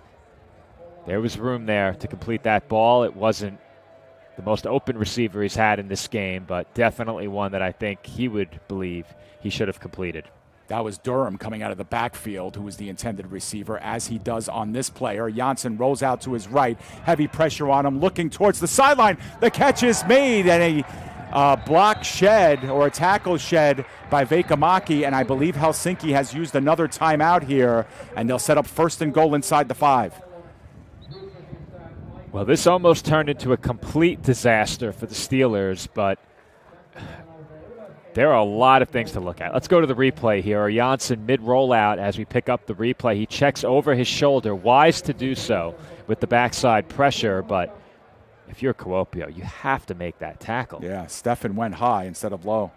And this drive may come down to 1 or 2 plays here at the goal line. There can't be that much time. No, cannot. considering that was the 2-minute warning a little bit early. You'd have to think there's only 1 or 2 plays left here. But with the ball at the 2-yard line, the Roosters, with a timeout as well in their pocket, have a lot to choose from here on this play. And the Steelers have a lot of different weapons that they need to account for. We've seen Janssen from in close tuck it and run at times, although we haven't seen it tonight. We know he's capable. He's got the size to bring it home. Durham has been a factor as well. Yep. I would like to see them fake that slot screen to the receiver and slip the back over the middle on that same side. And the back, I believe, in the game is Pyöräinen and not Durham. So we will see. Now, do they have enough time to run it is the question. Yeah. If they do, I think you have to try it at least once. You do have a timeout, but to burn your last timeout on a run is risky. Well, for the Roosters, they're hoping they get cash now instead of on second down. And the give is to Pyöräinen. Pyöräinen dumped at the 5. Second effort gets him back to about the line of scrimmage, but Helsinki is going to call their final timeout, I think, or will they spike it here? That was a loss of 1 on the play. Yeah, they did not call timeout. No, and you wonder if they're out of them, Joe, but let's see. Second and goal, they go towards the flag, towards the pylon, but a flag comes out as locked up and grabbing too much jersey was Michaela. And we're going to have a first and goal coming up at the 1.5. Well, here's the first down play. And this one never had a chance. No. That's a delayed handoff. I don't know what they were thinking there on a delayed handoff. They invited that play to get blown up. I thought they were going to hand it off on the sweep. That would have been a walk-in touchdown as pass interference is called here. But let's take a look at the fade route. We'll slow that one down and try and see if we could pick up exactly where the pass interference occurred. Left side of the screen here. Yeah. But what that does is it brings up a fresh set of downs. Go ahead, Joe. I got to be honest, Dave, compared to what we've seen in this game, that's not much. Right. Yeah. First and goal from the 1.5. Janssen rolls out to his right, has a lot of time to scan a dart in the back of the end zone, incomplete. Rudalainen couldn't bring it down, and even if he did, was right on that stripe at the back of the end zone. Second and goal. Let's see if they had the room to fit this one in. They're hurrying to the line again, Dave. Yeah. Just get the throw here. You know what? To get just 1 foot, I think they had the room. Just couldn't bring it in. Yeah. All right, second and goal. Maybe this is the last play of this half. We'll have to see. Timeout. And this one might be called by the Steelers. Yes, the Steelers have called the timeout here, Joe, and I think that was to get a long look at what the Roosters wanted to run there on second and goal, perhaps with the lead on the line. Let's take a look at what the Roosters wanted to run ourselves here. We'll cut it and freeze it. So the Roosters were in the pistol. They had 2 backs in the backfield, which leads me to believe that they would fake it to one of those backs and then maybe hand off to the other, or perhaps fake it to one back and then throw it to him coming out of the backfield. You know, you never really know, but I'm a bit surprised to see them come out in such a heavy set.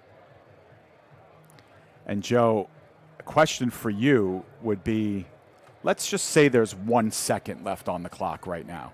Is there any chance you kick a field goal here if you're the Roosters? Let's say after this play, if there's like a second left, and take the 3 or the chance for a 3? I think I would probably say yes, because you get the ball to start the second half and 2 field goals give you the lead. That being said, you're 0 for the game kicking, including a PAT, and the missed PAT is what would make me hesitate in a big way. I think this is the right call to go. So here we go. They line it up. They do not run. Janssen takes it himself and walks it in. He saw the lane, Joe. He saw the line kind of part in front of him and took it home himself. And the Roosters go back on top before this half is over.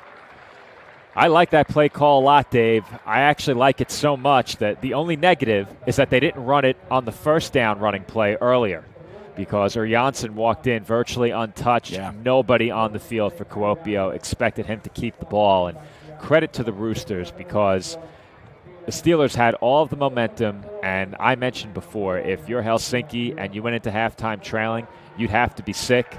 It looks like they'll go into halftime with the lead, and they deserve a lot of credit for putting that drive together. Will the lead be 1 or 2 going into halftime? They have been unsuccessful so far. That one looked pretty good, and it is. It does split the uprights. 15-13 is our score. The Roosters on top.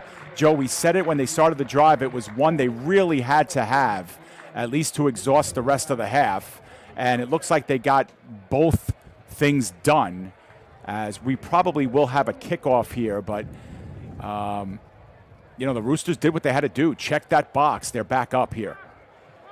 Like I said, Dave, I give them a lot of credit for putting that drive together, because so many times in this game they had managed to get deep into Steelers territory and they came away with no points. The fumble on the opening drive, a couple of missed field goals, and it looked like on that particular drive they were going to meet a lot of resistance down around the end zone again.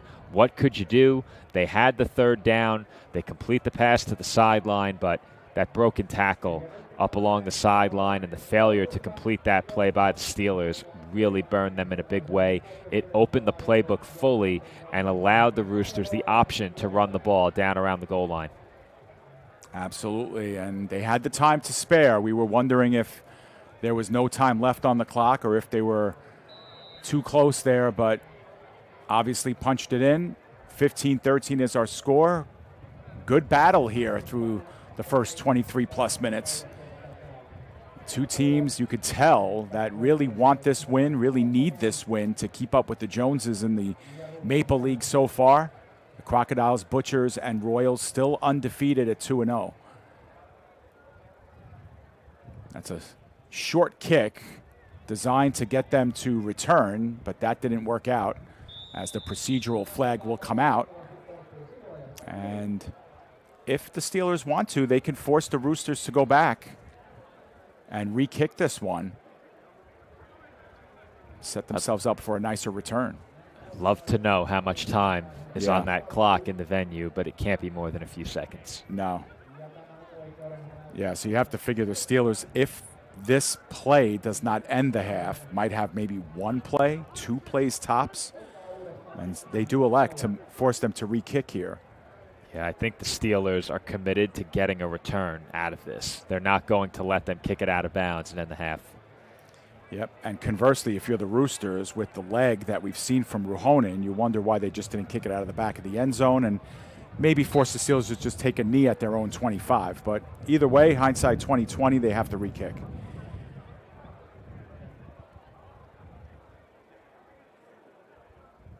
Ruhonen gets the A-OK and gets into this one. Another squibber of a kick. This one does land on turf and picked up at the 25 by Rubenstein. Rubenstein stutters and continues to toe the 25, but walks out at about the 22-yard line. And judging by the camera angle here, Joe, I think we've reached halftime. It's 15-13 in favor of the Roosters, a back-and-forth affair through the first 24. Joe, your thoughts through the first 2 quarters? I think that what we saw in the closing minutes of that half, if that's anything like what we're going to see in the second half, we're in for a really good finish to this game, and I think both of these teams deserve a lot of credit. Early on, the Steelers could not gain any traction whatsoever offensively. They connect on the big play, Jarman to Rubenstein, and all of a sudden, they are right back in it. They take the lead with a very nice scoring drive, but the Roosters with an answer after their offense went dormant for about a quarter and a half. They bounce back. They score.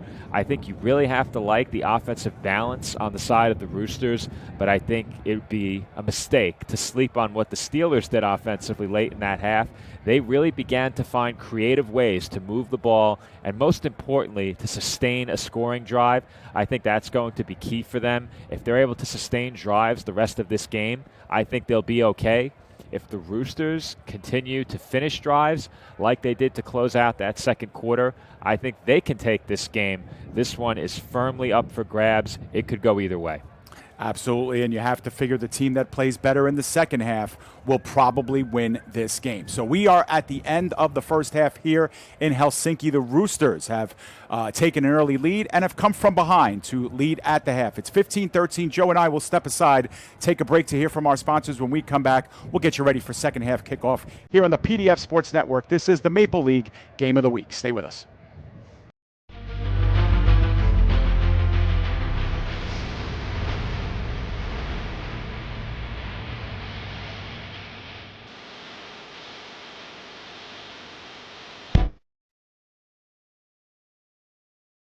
The PDF Sports Network is officially seeking sponsors for the 2026 Vaahteraliiga season. The Vaahteraliiga is the top professional American football league in Finland, and now, for the first time, is available in the English language and in the U.S., courtesy of PDF. Join us as we make history by showcasing the Maple League to a new worldwide audience.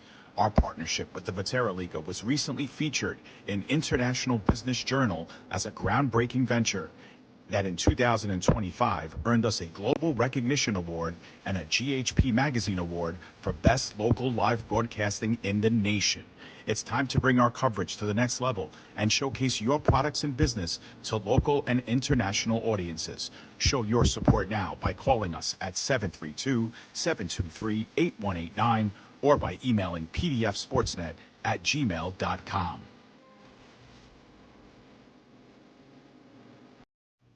Attention local businesses and professionals. Isn't it time to elevate your game? Now you can advertise your business or product on PDF Sports Network. Your ad will appear on all of our broadcasts, including this one. Don't have a commercial? We'll make one for you, absolutely free. What better way to showcase your product and brand while supporting the best local sports, teams, and leagues? Call now at 732-723-8189 or visit us at pdfsportsnet.com. Burgers are better at the Brownstone in Metuchen. My weekend starts with the Brownstone burger, topped with cheddar, barbecue sauce, and a fried egg. Give me the Hawaiian burger. I love the Canadian bacon and sweet pineapple. How do you like your salads? Shrimp, chicken, beef? Stop in and see why families are eating good at the Brownstone in Metuchen. We'll meet you at the Brownstone. We'll meet you at the Brownstone.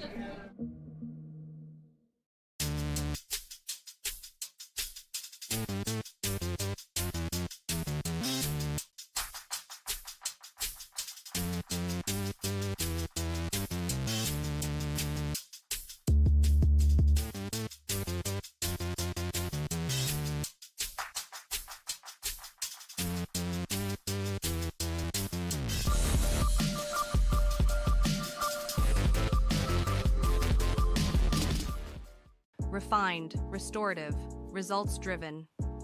At CMX iMed Bar, we blend medicine, aesthetics, and wellness into one luxury experience, led by Dr. Angela Roque. Located in the heart of Pier Village, Long Branch. Visit cmximedbar.com or text 9089-232-694 to look better, feel better, live elevated. Great having you. Incredible women. I wish they had those kind of cool careers for women when we were growing up. So in this flashback, we're all the same age? Yeah. What does everyone want to be when they grow up? If I say 2 jobs, do I get extra credit? No. I want to make immersive video games. I want to revolutionize 3D printing. I want to analyze data from the cloud. I want to be a meteor. You mean meteorologist? No. That's great, Al. Follow your dreams. For the record, I was a baby in the 70s. No, I'm right. The podcast that uncovers the origin stories of some of the biggest names in sports, media, and entertainment. Nick Durst here along with Joe Calabrese. Here we are, 200 episodes later, got 150 episodes with guests, our friends, soon to be your friends. Well, it's pretty clear, Joe, that it's all about You Know I'm Right, the podcast. That's my You Know I'm Right moment. Wanted to do a podcast, and everyone was like, what are you, crazy? Who's going to listen? You're not going to get guests. Well, guess what? I'm the best when it comes to getting guests. You could vouch for that. I am so happy that you asked me to do this. I couldn't have been more thrilled. And follow us on socials. Check us out. I promise you, if you want to work in media, whether you work in media now, whether you want to quit your job and work in media, come to us, and I promise you, we will get you on the right foot. That's what it's all about. And covering the origin stories of some of the biggest names in sports, media, and entertainment. Keep it locked on you. No. Right.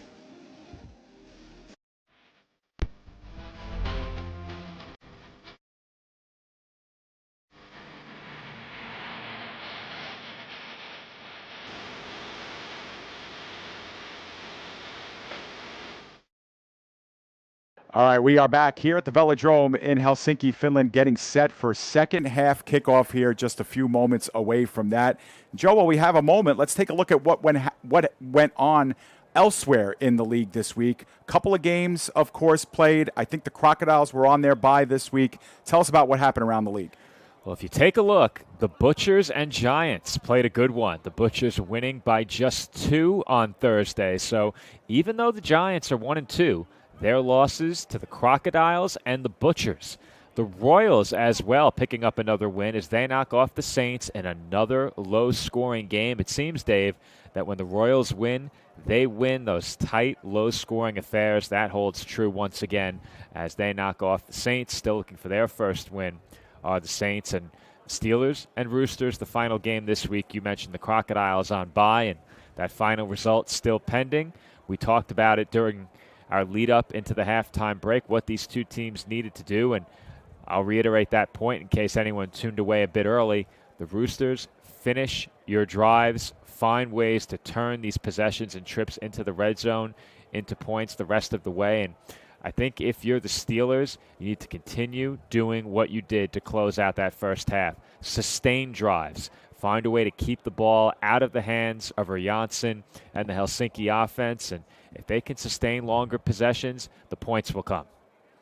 Absolutely. Both teams with a chance here with a good second half, to come out of here with a win. For the Roosters, it would be their first of the season. And like you mentioned in the opening, if the Steelers can win this one on the road, they're 2-1 and right back in the thick of it in the standings here, chasing, of course, the Butchers, Crocodiles, and Royals, who are all 2-0 and who have played one less game. Pekka to kick us off and to start our game's second half. End over end, it's deep enough, bounces at the goal line and out of the end zone, and the Roosters will start from their own 25-yard line. The Roosters will have a chance to build on the momentum that they secured with that late score to close out the second quarter. And Dave, I think that late touchdown they were able to secure in that second quarter avoided what would have been, I don't want to call it a catastrophic end to the first half, but an extremely disappointing one, no doubt. Yeah, when you've run that many plays in the opponent's end of the field, especially from the 30-yard line in, and only have one offensive score to show for it, they definitely would have went into halftime with their heads hanging a little bit lower. But that last score really, boosts your confidence, boosts your morale, and we'll see if it ends up helping them here to start the third. Or Janssen, who's thrown the ball really well. They've run the football as well. This is a give-off here up the middle, and it doesn't go for much. Maybe a gain of 1 before Cox came in first and was finished off by Giacomoni. It's a gain of only 1 for Pyrainen, 2nd and 9. Well, we talked about it plenty during the first half. What a job that the Roosters had done on early downs. Not this time. That has to be a point of emphasis for the Steelers defensively. Janssen from the shotgun has good time, good clean pocket. Now steps up in it, is going to take off, has a lot of green ahead of him. He's got the first down and slides down just shy of the 40-yard line, and the Roosters move the sticks. A unit that doesn't often get enough credit for a team's success is the offensive line. And Dave, there's a flag. Right as I'm about to sing their praises, there's the flag. But right. We'll go back and take a look at that last play anyway, as we would guess that holding is going to be the call. Indeed it is. Let's see if we can spot it. It was on the center, Joe, I think. Right as Janssen was passing through. Grab of the jersey and a takedown.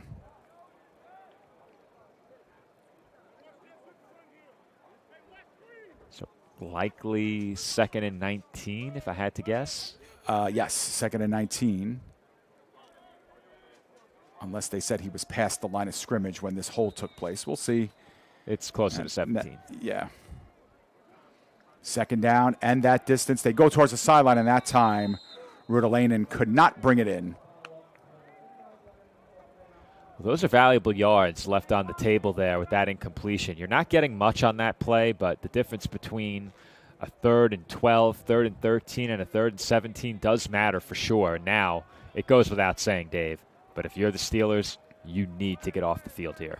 Right, and they've been hit hard with some of these big third downs. Instead, they run it to Edmonds. Edmonds had to make a couple of guys miss, couldn't do it. He drew in closer to that first down marker, but he's a good 3 yards shy here to be 4th down. Well, that's the play you needed on 2nd and long. They get it on 3rd and long, and it's not enough for a first down. No question that the Roosters will punt for what I believe is going to be the first time in this game. Yeah, that's a fair point, as well as coming in as Lori Hotala to do the punting. Different than our place kicker.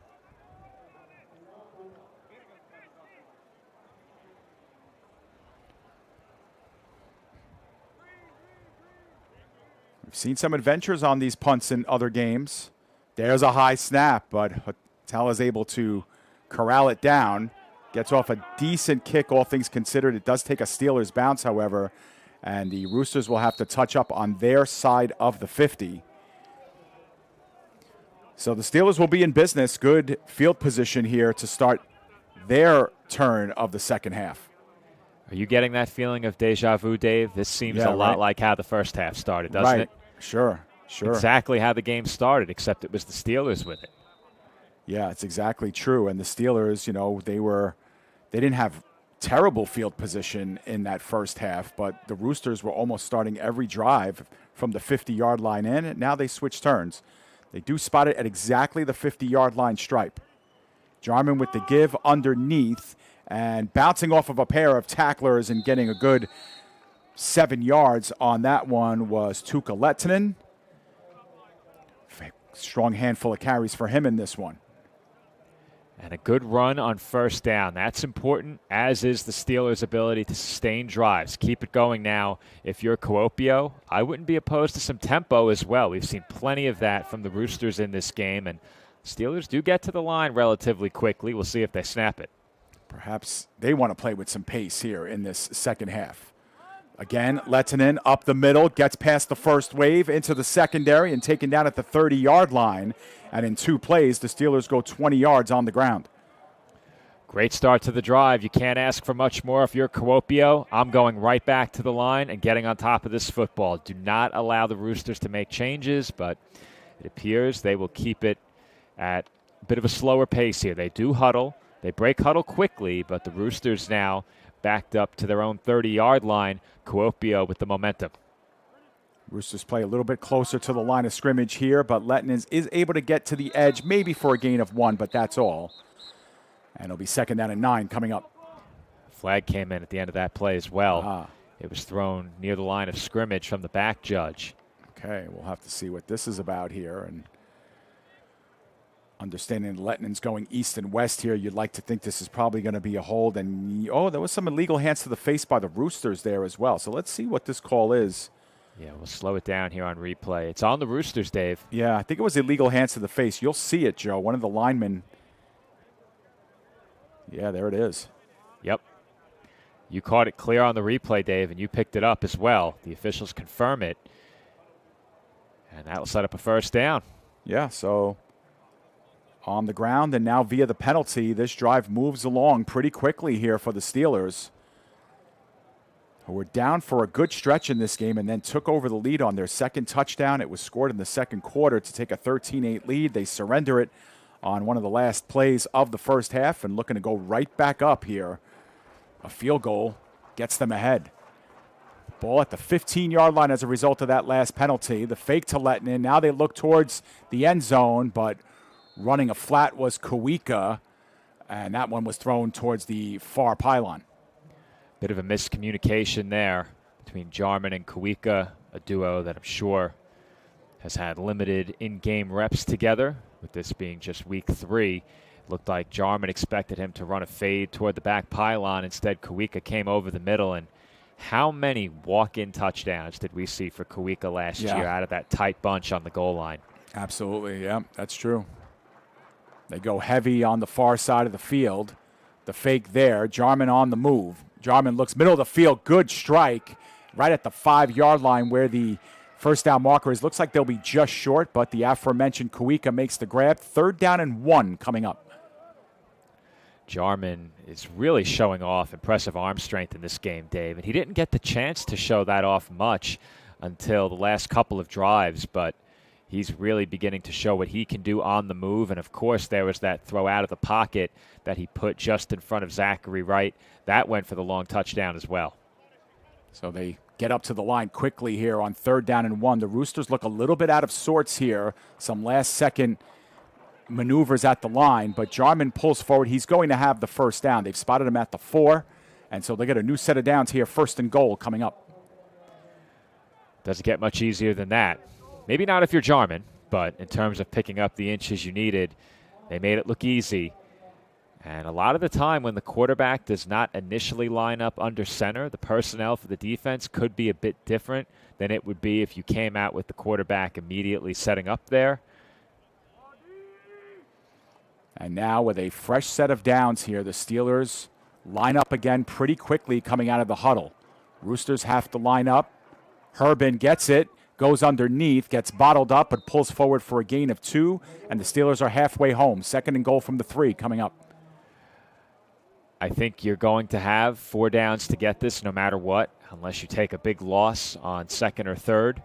So no doubt that you would expect the first play to be a handoff. You get halfway there. I think you make them think about the quarterback option here. I would probably hand it off to one of your backs again, but let the defense think that Jarman may keep this one, and you might get an easy touchdown between the tackles this time. That's how they scored their 2nd touchdown on the misdirection, but it is Herbin again, and Herbin that time finds a seam and is in for the score and the touchdown to put the Steelers back up on top, almost exclusively on the ground there. Broken up, of course, by that pass to Kuika to set them up 1st and goal, but the Steelers have gained back the lead, Joe.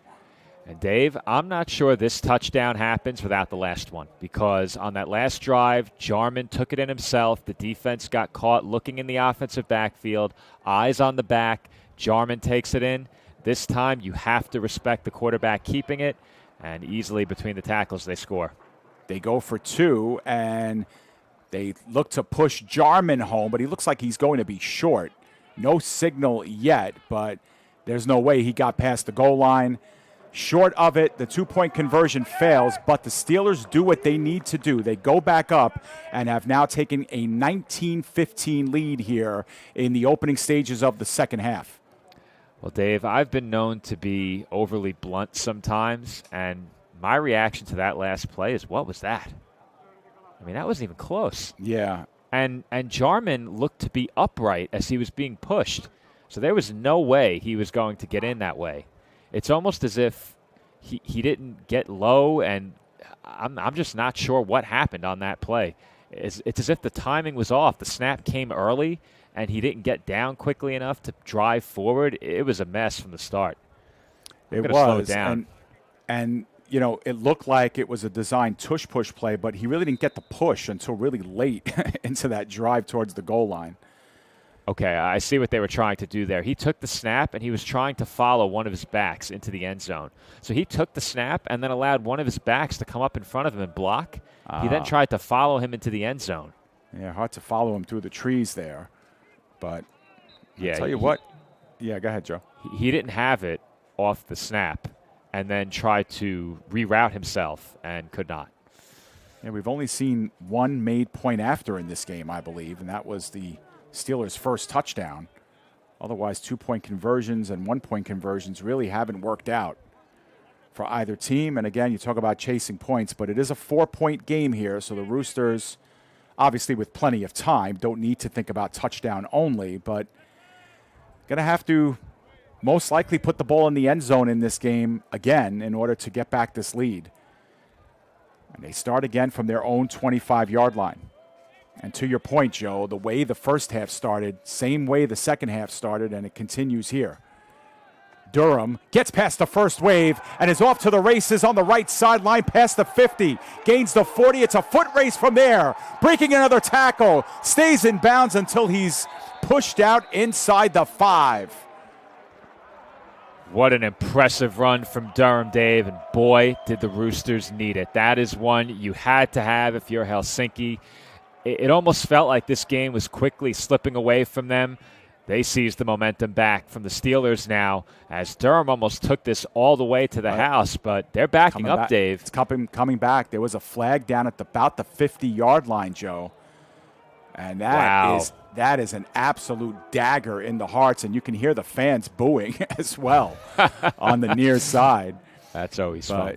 It's going to be a first down anyway because the hold happened up the field. Let's see if we could spot where it happens. Yeah. But that flag is thrown at about the 45-yard line. Is it right there on the receiver? That's a tough one to call. And I believe they called it on Vilik Kivasari, number 16, the wideout. I don't like that at all, if that was indeed the culprit. I mean, they've let the defensive backs get away with a lot in this game, Dave. It's going to be a 1st and 3, actually. So that ends up only being a 7-yard run when Durham got about 70 on that play. Wow. Huge difference. See it again. Look at number 16 locked up with the defensive back. I don't know. That doesn't look right to me. Pyarainen, after Dunham gets the breather, is very close to the first down. Looks like he got it as he toppled over the 35-yard line. And they are going to call him past the first down stick, so they'll reset the downs. 1st and 10 here from the 35. If you're the Roosters, you got the first down now, or at least another first down. With it being a 1st and 3, you have to be able to put that hold in the rearview mirror, get right back to what you were doing offensively. Quick toss, and that one thrown into traffic. Edmonds couldn't see it through as bodies were starting to collect, and with a chance there and breaking it up, Akseli Suryanen had a chance for it as well. Well, you don't want to do that, that's for sure. That is big-time danger on that throw. Yeah, and something it was open. Yeah. Just sailed it a bit. Timing just a little bit off. That pass a little bit behind Edmonds as well. On 2nd and 10, they work it out into the flat. Veikkamaki cannot shed the tackle, and a good one of Mario Siltonen in the open field. A gain of nothing on the play, 3rd and 10. Yeah, I thought I heard another whistle come in for a potential flag, but no flag on the play. And once again, the Steelers' defense able to blow up one of these screen passes, and that's the disadvantage of relying so much on the screen game. If those plays don't work out, they typically go for nothing or, in many cases, for a loss. And now on 3rd and 10, the Roosters have been good on this down. A little bit of pressure, or Janssen is able to get it out, but that's going to be short of the first down. Takapa was locked up right at the sticks. Forward progress will probably put him just a yard or two short. What are you doing here, Dave? I think you have to punt here. You know, you have an opportunity to switch the field. The punts have not been great, but you're a good 3 yards away, and you're only down by 4. You've been moving the football well. I think this is the right call. If it was 1, would you consider it? I'd consider it for sure, especially with the way they've run the football. You'd have to feel confident, but yeah. But again, that penalty comes back and rears its ugly head. And there's a short snap and a designed fake, I think, all the way. Pyarainen's going to be very close. Did he get the yard marker? He's going to be called short, and the Steelers are going to hold. He was a full yard short, Joe. We'll slow this one down and see just how short he was, because in real time, I thought if he reached the ball, he definitely had a chance. Just ran out of real estate, it looks like. Yeah, I think they ran it to the short side, Dave. That was the difference. You can't run that to the short side. Right. On replay, it looks like he would have had it if there was a chance to reach the ball, but credit on that play to the tackler, because Herbin is the reason he didn't get it. Dave, it bothers me so much that they ran this to the short side of the field. Unless they felt that that's where the Steelers were going to be weak on the punt block team, but that's a gutsy call by Lassi Volpio on the Helsinki sideline. It doesn't work out. They come up a yard short, and here come the Steelers starting again on the Rooster side of the field, but nowhere for Jarman to go. There's a flag down as well. Joni Kotro got in there first, and Jarman, while he was trying to step over him, got taken down for the sack. And they're going to pick up the flag here. That's an 8-yard loss, so 2nd down and 18 coming up. Well, I had to take in that sequence. It almost seems like, and, I'm not as much of a video game player these days, but you have something go against you and you say, oh, forget it. I'm going to blitz. I want to make something happen on defense after something doesn't go your way on offense. They set the house on that play, Dave. That was an angry play call on defense. Yeah. I'm laughing because I know it's true what you just said. There's a play right in the middle of the field, but dropped. Just in and out of the hands of Liro Pekapaki, the tight end, and that would have went for a big gain. He might still be running, Dave. Yeah, absolutely. He's a big boy, but that's a big guy lumbering down the field, and that was well-timed. Jarman again on a rope, and he's really thrown the ball well to the middle of the field here tonight. Yeah, I think that's touchdown if they complete that, and the Roosters thought they were going to run it. Yeah. The linebackers cheated almost all the way into the line of scrimmage. They left the middle of the field wide open. They're crowding the box again, Joe. Look how many red jerseys come in. They send 5. Jarman has to unleash, going towards the sideline, and Kawika's unable to catch up to it. It was thrown short, but Kawika stopped his route, almost got to it, but Helsinki's going to hold. That was awfully dangerous for the Roosters in terms of potential flag there. You have to look at the eyes of the defensive back. I think it's a good no call, but boy, Dave, he does not play the football whatsoever on this play. He is not looking at the football, arms extended, and I think by letter of the law, Preospin might have been fortunate not to get called for a flag there. I think what helped him, Joe, is that he kept his hands to his sides. I think that's what really helped Preospin on that play. Because you're right. I mean, the stoppage of the route here almost forces Kawika into him. But I think the fact that Preospin didn't use his hands to kind of push off was the difference. And meanwhile, on the other side, a short kick followed by a decent return and maybe a little something after. Zachary Wright puts the Roosters in good field position. And, going back to that call on 4th down, Joe, it ends up not costing the Roosters because they get it back at the exact spot of the field where they gave it up after 3 plays. Yeah, if you couldn't tell by the tone of my voice, I wanted them to go for it on 4th down, so I'm not going to argue that they made a mistake. But as you said, Dave, no harm. Right. Just takes three plays and the time it took to run 3 plays off the board, and you're right back where you started. And for the first time in this half, the Roosters have a decent field position to work with, as the Steelers are going to call our game's first time out of the second half. I'm very much a play to win versus playing not to lose kind of guy. I think I err on the side of aggression when it comes to going for it, but it really depends on the game and the situation. I think the way this game has played out so far, much of what the Steelers have done, it's been a lot of big plays. I think that's changing now, and I think that's the concerning part of things, and that would lend some credibility to punting, the way that they've managed to sustain their last couple of drives. But I think if you're the Roosters and you tell yourself, we are not letting this team run the ball, I think that's a position you can afford to put yourselves in, because they have a good pass rush, and so far in this game, if they haven't had a complete breakdown where one big play has burned them, they've been pretty good against the pass. They haven't given up much. That's right. And the Roosters are playing like a team that's been together for a few years, just haven't been able to materialize a win. This time they work it out in the periphery to Vikamaki, and he's able to spring forward for a gain of about 6. And, that's the other part of this game too, Joe, and we've said it on both sides here, the Steelers and the Roosters. First down and what you're doing on first down has really been a big factor in this game as well. And both teams are proving that when they can get good yards on first down, drives are getting sustained pretty routinely. I think if the Steelers can continue to sustain long drives, they're going to win this game. It's a matter of can they do it. On 2nd down and 5, lots of time, or Janssen fires it on the near side to Edmonds, who's turning in a pretty good game of his own. He was open, sees it through, gets out of bounds inside the Steelers' 40-yard line.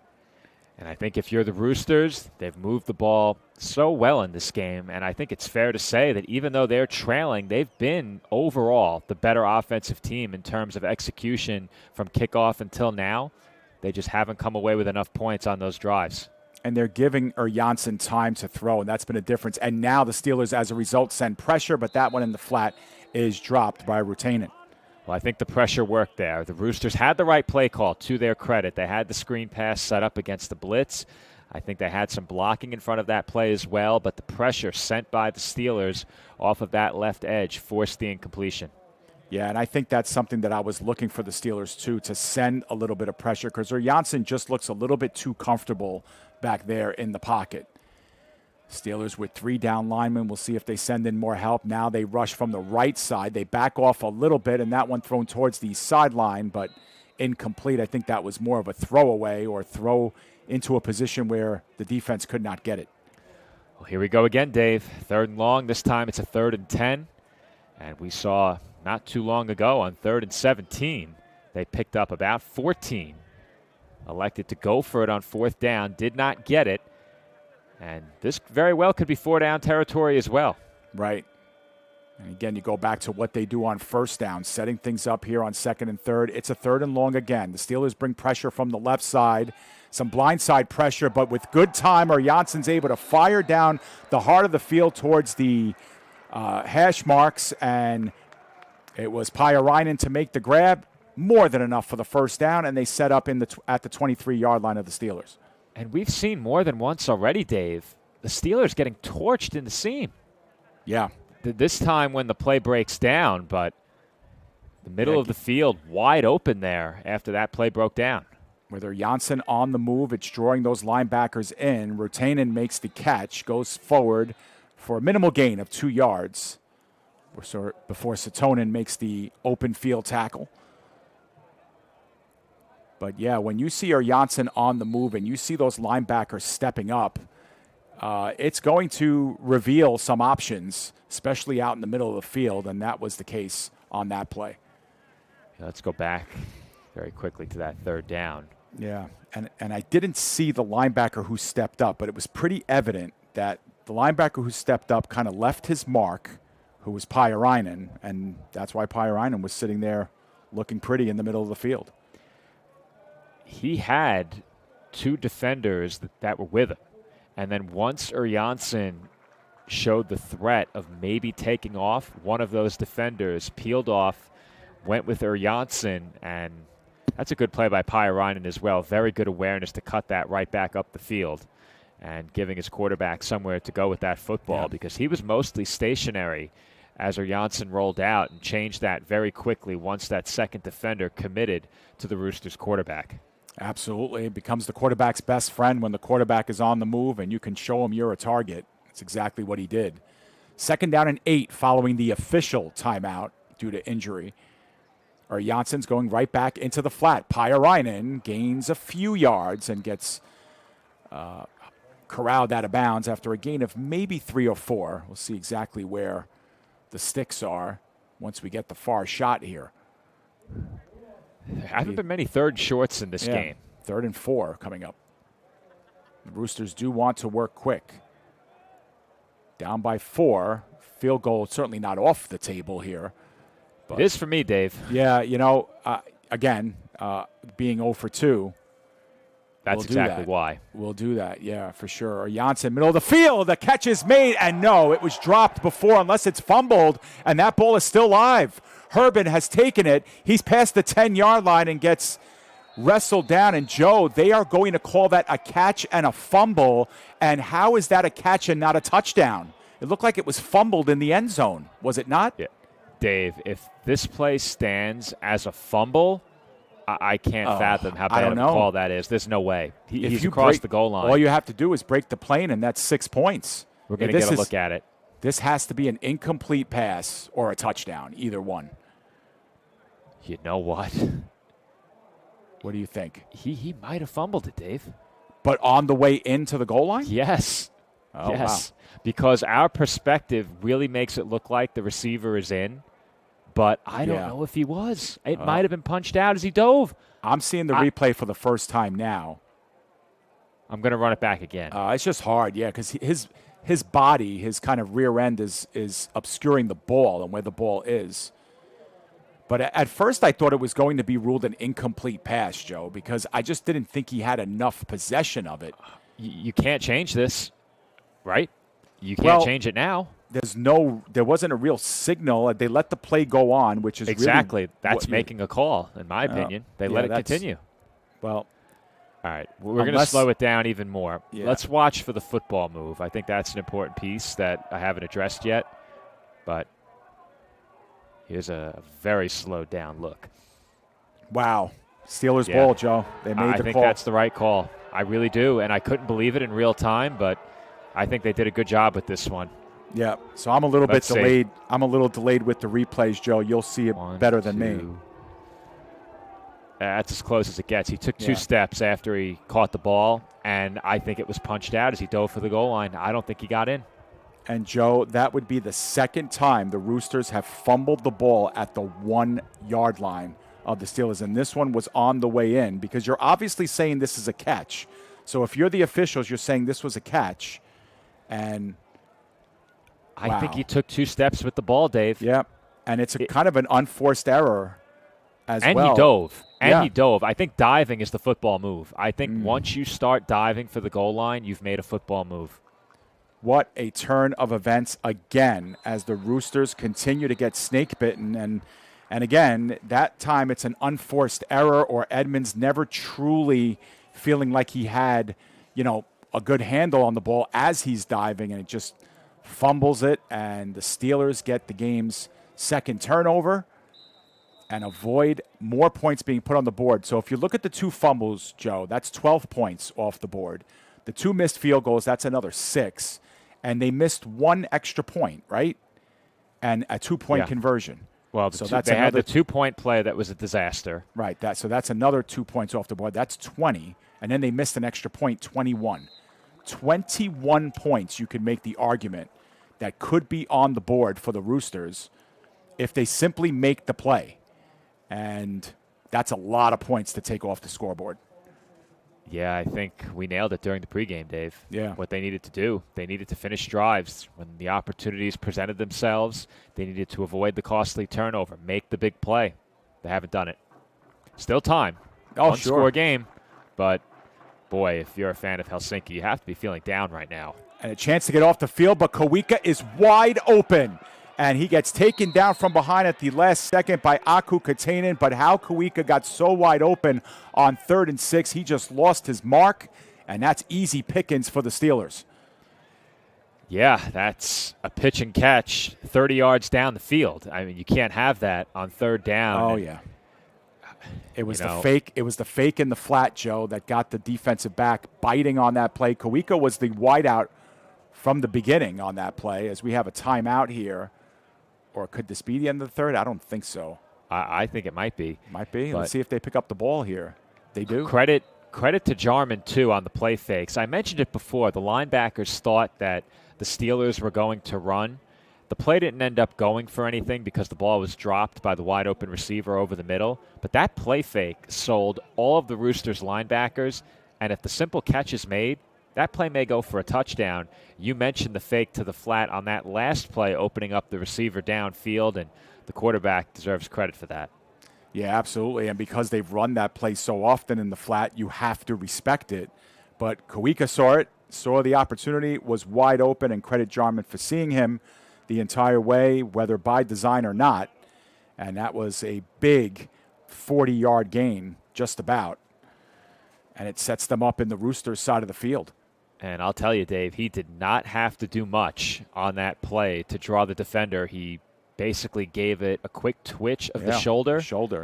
And the entire defense was sold on the fact that he was going to throw that screen pass. Instead, throws the bomb downfield. And now, if you're the Steelers, a field goal makes it an 8-point game. And I touched on this back in the first half. I have to mention it again. They went for 2 to go up the full 7. I get that, but they didn't chase the 2-point conversion when they were trailing by 2. They've chased it every instance since. If they had just taken the 1, a field goal puts you up 9. Right. 2 scores. Right. Yeah, and again, we talked about that. You're chasing points that you leave on the field, and special teams. That's why they're special. Yeah, they matter at the end. They chased it twice and didn't get it. Long discussion here before the start of the fourth delay, quarter. Yeah, to end the third and start the fourth. But they set up at the Roosters side of the field at the 44, and with a big opportunity here, up by 4 points to potentially go up by another score. Roosters show a little bit of blitz. It's a very low snap. Pressure on Jarman. He fires it towards the sideline, and that's just out of the reach of Kuopio. Jarman's got a great arm, Dave, and under pressure there, he was able to rear back, and this is all arm. Low snap, as you mentioned, not really able to get much into that except that left arm, and he didn't overthrow that by much. I think it's impressive that he overthrew it at all. Yeah, you're absolutely right with the pressure beating down on him. 2nd down and 10. They do go back to the run. Lettinen on the right side being met right at the line of scrimmage. Oh, wait, that was Jarman who took that? Wow, what a ball fake. Faked everybody out. The camera operator lost him. Jarman actually ran that one. Well, the camera operator was not aware. Yeah, absolutely. Did get 3 on the play, 3rd down and 7. Let's see if we can make him out in the frame here. Oh, yeah. Yeah, we do. Oh, he's not in frame at all. Yeah. Well, you'll catch him if you look closely. Right. On that last play, I did see Jarman with the carry. Yeah, he did run it near the bottom of the frame. Sure. Camera went tight. We lost him. Right. 3rd down and 7. And Jarman takes it himself. Rolls out to his left. Fires. Complete. 1st down. Kuopio. He's being wrestled backwards, but I think forward progress will easily get him the first. And the drive continues for the Steelers. I don't know how much they gave him, Dave. It looks like they gave him 2 or 3 yards past the 1st down. Yeah. And he did have it. That is, I thought, that's very generous. Yeah. I think that's exactly where he caught the football. He caught it at the 32. Yep, and that's where it's spotted. Yep, good spot. Here's one more look. Yeah, and it didn't look like he was trying to pull forward. He was just wrestled backwards, so I think that's a good spot. Yeah, I thought he was coming back toward the ball a bit more than he was, but he was planted and was not coming back. Roosters bring heat again, and getting to the 2nd level was Lettinen, and that's the reason for the big run here that gets them another 1st down, a pickup of 12 yards for Lettinen, and the Steelers have now worked it inside the red zone. It almost feels like, Dave, that the Roosters are being beaten into submission here. I mentioned at halftime that the key for the Steelers would be sustaining drives and not relying on just the big play. They got the big play on this drive, and they've done plenty with it now as they've marched into the red zone. And if they could take a 2-score lead here, that would put a lot of pressure on this Roosters team that have left a lot of points on the board. They're now inside the final 20-yard line. Lettinen, off tackle left, pulls forward for a gain of about 3, but that's all. Remember how this drive started, Joe. The fumble at the 1-yard line that was taken up to about the 10 to start this drive, and the Steelers responding nicely on offense. And I think it's fair to call that fumble controversial, but the Roosters have to take care of the football, and credit to the Steelers as well, taking full advantage and putting together another quality scoring drive. They showed no signs of this early in the first half, and they've really turned things around. Yeah, you got to think back to that 3rd down, too, in that big play by Kuopio that ended the 3rd quarter. Lettinen puts his head down, gets another 3 yards, and pulls closer to the 1st down marker. He'll be about 4 yards short. And that's the other part of this, Joe, is that if they don't convert that 3rd down, then if you're the Roosters, you say, well, we turned the ball over, but our defense did its job. We got a 3 and out. We're going to get the ball back at about the 50-yard line. The way punts have gone, maybe even the 40 of the Steelers, and we can go right back on offense. But this is a really, really good drive by the Steelers here to kind of deflate the balloon, if you will, of the Roosters. On 3rd down and 4, another big 3rd down play. Jarman with a choice, takes it himself, pulls forward, very close to a 1st down. It might be just shy. You see a lot of the Roosters pointing towards 4th down here. I think he got it. I thought he got it. It is a 1st down. Yeah, they've made the mark. Just now, 1st and goal. He needed 4. He got 4 and an inch. And it'll be 1st and goal from the 8. Jarman has really come through, and his number has been called as a ball carrier. And how about that? Lowering the shoulder, powering forward, and getting exactly what they needed. It's the first time we're seeing Jarman in a Kuopio Steelers game this season, but it just looks like he's gotten more and more confident as the game has progressed. running and throwing the ball. Lettinen back at it, pulls around left tackle, made one man miss, gets pushed. Is it enough to get in for the score? He thinks so. Is he in? Yes, indeed. The arms come up. Touchdown. Lettinen, a drive dominated on the ground, and the Steelers go up by 2 scores. Impressive drive by Kuopio, Dave. They hit the big play through the air, and they take care of business on the ground the rest of the way. Early in this game, it was the Roosters asserting their will at the line of scrimmage. 1 yard at a time. It has been the Steelers doing that here in the second half. I love that drive. I really do. Yep. They took time off the clock. They got the big play, and when that opportunity presented itself for the big play, they did not miss. Steelers now lead by double digits. Chance to make this an 11-point game. Pekarainen, that one is up and is good. 26-15 is our score, an improbable 11-point lead after it looked like the Roosters were going to go back up. An improbable, as Joe said, controversial perhaps, fumble at the 1 yard line. And the Steelers not only get the ball back, but they make it hurt. And now the Roosters, with, 9 minutes left in the fourth quarter, you'd have to think, maybe even a little bit less due to all the running that they did on that drive, have to score twice here in order to get themselves back in this game. Well, Dave, if the Roosters don't score on this drive, we may have to revisit that 0-3 conversation that we tabled early in the first quarter. Yeah. Yep, 7 teams in the Maple League. Only 4 will make the playoffs. And with the way the Giants have played, it looks like they're going to be, even at 1-2, a factor down the stretch. The Saints, have not looked impressive at this point. And that leaves the Roosters as the other team on the outside looking in right now. And an 0-3 start would put them in a very, very big hole with a lot of big games coming up on their schedule. A lot of unforgiving games coming up on their schedule. We'll break it down closer to the end of this game if they do end up losing it, but it's a tough road. Shorter kick taken by Edmonds, who's had a couple of good returns, but pulls past the 25 to about the 28-yard line. And, Joe, maybe with that break, we could take a look at next week's schedule and take a look at what we got on tap. Let's do that momentarily. We'll have to scrub through the graphic package here, but we'll get there. Oh, sorry about that. We'll get there. Put you on the spot. Check your engineering skills out a little bit. Just a bit. I actually need to find it because I imported that. There we go. There's a quick look. We have the Butchers at the Steelers next week. Friday night football, 8 p.m. start. And then you see a pair of games on Saturday in the Maple League as well. Royals on the bye, and my engineering skills not up to par, as I was a bit late getting back on that one. All good. Vekamaki got spilled down and lost the football there at the very end, but they're going to say he was down.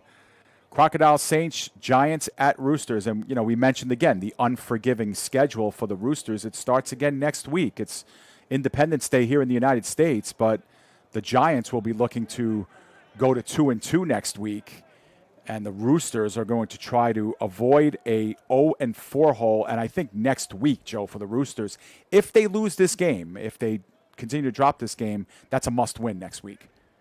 I agree. Janssen is on the move. He's getting pressure from behind. It catches up to him, but not before he gets the first down. Took a long time to develop there, that run, but the Roosters keep the drive alive. And we'll see if they play with a little bit of urgency here, down by 2 scores. Well, I spoke about it last year. I really liked Jansen's presence in the pocket. He was always well aware of his surroundings, didn't hold the football too long, and even when he's scrambling, he's always checking over the shoulder, making sure the blind side is free from a defender who could potentially punch the ball out. Nice first down run there. Roosters still very much alive, have this ball at the 40. Low snap, Jansen's able to corral it down. He's looking for some options. And Joe, my video feed has frozen. I don't know about yours. It has not. So what I will do is I will pick up the call, and I will let you know where we stand with each play. As Janssen spikes that one into the turf, incomplete over the middle. 2nd and 10 coming up here. But to your point from before, Dave, about the Roosters' upcoming schedule, we approached the question early in the game. Can they afford to fall to 0-3? And for me, the question was going to be, following this game, do I come away from it feeling like they can beat the Giants twice, as they'll hand off on 2nd and 10? And that's going to go for a gain of nearly 8 yards. Give him 7. As some shoves are exchanged after the play. There was definitely some embellishment there, but a flag comes out. So the officials will get in the middle of all this and try and sort the extracurriculars out following the end of that play. And if that ends up being a penalty on the Roosters, that's inexcusable. You had a gain of 7 on the play. It was going to be 3rd and 3. That could change now with the penalty flags. There was a flop at the end of the play by the Steelers, no doubt. Definitely some embellishment at the end of that exchange. So we'll see what the final call is here. Joe, I'm trying to get unsportsmanlike conduct, offsetting. The signal for offsetting just came, Dave. All right. The official is moving toward the middle of the field to pick up the flag, now turning back toward the Roosters. I'll try and let you know when he picks it up to get you synced up. Yeah. Moving toward the flags now, just picked up the yellow flag. Okay, it's going to be close. Picked up the hat. All right, I'm still a little bit off here. All right. And it's just hard for me to scrub, but I'll get there. I think I might wait until maybe the end of a play. Are you ahead or behind? Because I can give it a quick pause. No, I'm ahead. I'm ahead now, but I'm going to stop it right about when they snap the ball, and I'll catch up to you. And I'll let you know when it's snapped. You'll catch up to me, but I'm a couple plays ahead. All right, so it is going to be 3rd and 3. No change with the offsetting penalties. Roosters in the pistol. Janssen looking to throw. Fires over the middle, complete, and that's a first down. Complete out to the 40-yard line. On the reception, that was Renee Raatalainen. Roosters hurry to the line once again. Once again, Janssen set up in the pistol. A spread set, 2 receivers wide to each side of the formation. Ball just outside of the Steelers' 40 as Janssen hands off Pyrainen up the middle. And he's going to pick up about 5 yards. 2nd and 5 coming up here. Yeah, I think I'm almost there. A flag just got thrown on the far side of the field, if I'm not mistaken, very late on that play. Sure was.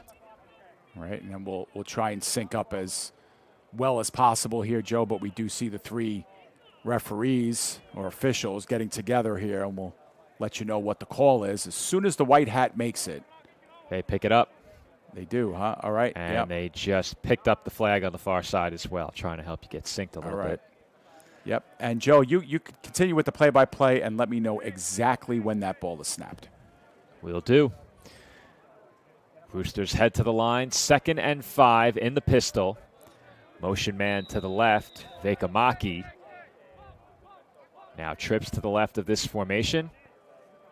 Snap, handoff, and Pyrainen thrown down. Loss of a yard. All right, Joe, you're just about a 2.5 seconds ahead of me. So if you want to give it just a quick little pause. All right, so what we're going to do is throw up the white screen very quickly. I'll have to lock the scoreboard into place here. Throw up that white screen. All right. Gave it a quick pause. All yours, Dave. All right, let's see if we're synced up now. Apologize for the technical difficulties. Berger Janssen out of the pistol. 3rd down and a long 6. Snap happens now. Oh, you're way, way behind. Really? Okay, so. Yeah. All right, no problem. Let's see if I could scrub forward. How is that happening?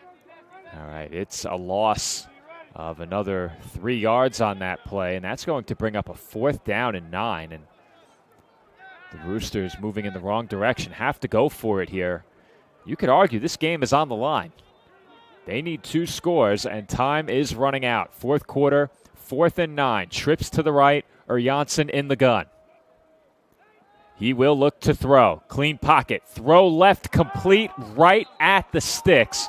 And I think they had just enough. Indeed, they did. That is Corinthians Edmonds on the reception. And that's a big one for the wideout as the Roosters keep this drive alive and perhaps stay alive in this game. One that they needed, Joe, for sure. And again, just like you said, have to stay in the game here. Down by 11. It's important that not only do they go forward, but also utilize the clock to their advantage as well. They have to pick up the pace. 1st and 10, Helsinki. Ball at the 30-yard line of the Steelers. It's a quick throw on the screen pass, complete. And good blocking ahead. This goes for much more than a first down, and stepping out of bounds was Rautalainen. I thought perhaps he might go the distance, but that is a first down pickup on the screen pass. And the Roosters are in business. They spot this one just outside of the 10, I believe. We'll check that following this replay, but there is a flag down as well. This could come back. Yeah, I think I've seen that as well, Joe, and I'm getting the result of that flag, and what I'll do is I'll stop it before they snap the next holding ball on the offense. Back them up. And the Roosters have what was nearly a touchdown reception negated. Instead, the result of the play appeared to be first down and 10 from just outside of the 10-yard line, but they will back up Helsinki here. And it's going to be a first down, and I think that's 17? about 17. Yeah. The ball's at the 37, correct? And you let me know exactly when this ball gets snapped, Joe. Will do.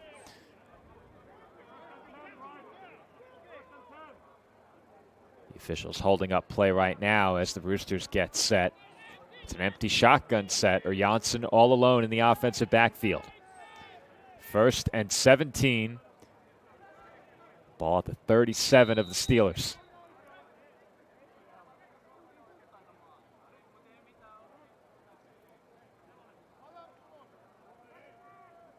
Snap to Janssen, looking to throw. Fires right, open man, complete. Broken tackle. They're in the red zone, and they're inside the 15 on the reception by Arturi Takapa. All right, Joe, I think I'm caught up. You might be just a fraction of a second ahead of me, but I did see that Takapa, and it was enough for the first down. The sticks are starting to move here, and that ball spotted at the 14-yard line.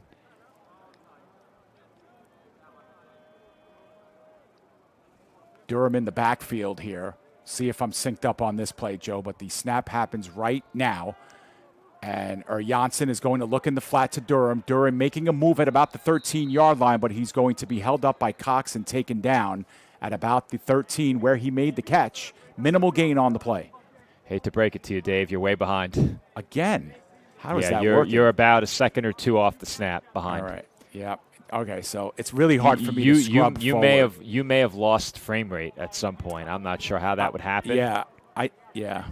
Well, all right. I think you're going to have to just do play-by-play, Joe, and from here on in. We'll work it out after the drive ends. We'll take a quick break. All right. Following this drive, if there is a stoppage. But I'll take us the rest of the way on this possession. Janssen in the pistol, 4 receivers out there. He will hand off to Durham. Durham looking for room, will find a small crease, but 3 Steelers stand him up. And that's a short gain down to about the 10. And that's going to bring up 3rd down. Yeah, now a chance to really talk things over here because, again, down by 11, the field goal may be on the table if it's a desperation or it's too long to go for it on 4th down. But this is a makeable area of the field and a makeable down and distance, and it's got to be first down or bust here for the Roosters. Unless I get pushed backwards for 10+, there's no way I'm kicking it. Yeah. They'll look to throw here on 3rd. It's a fade route. Front pylon. And is that in bounds? If so, it's an interception. No ruling yet. And 4th down is the ruling. That was awfully close. Defended well. I think that was Pekarainen on the coverage. We'll get a look at it on replay. Slowed down a bit. This view is not very tight, but we may have to wait until this 4th down snap, and that's what we'll do. Janssen in the pistol, trips to the right. Janssen looks to throw once again, looking right. Throws that way, it's dropped! The Roosters have a touchdown, go straight through the hands of Tapaka, And that one hurts. Make Absolutely. that to Kappa. Yeah. Excuse me, Dave. That's a play that has to be made. And again, the Roosters have just left a lot of points on the table. And there's another example of being inside the red zone. This time, a drive that was at the 13-yard line and gets held up there. And if you're the Roosters, you have to be sick of all the points that you're leaving on the scoreboard in a game like this. Plenty to grow on here, but still down by 2 scores with the clock winding down. We kind of see it, 2:51 remaining, Joe, and yeah, just not enough time here. That's one you had to have. They need a 3 and out without using a timeout to have a shot. And that's a good start. I think if you're the Steelers, I'm handing the ball off 3 times, give it back to the Roosters. Make them score. Make them finish a drive. They haven't been able to do it all game.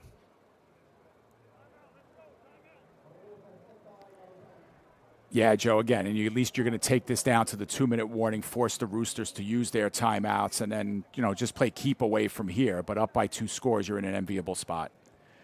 The Roosters do take a timeout. See if we can get you back synced here.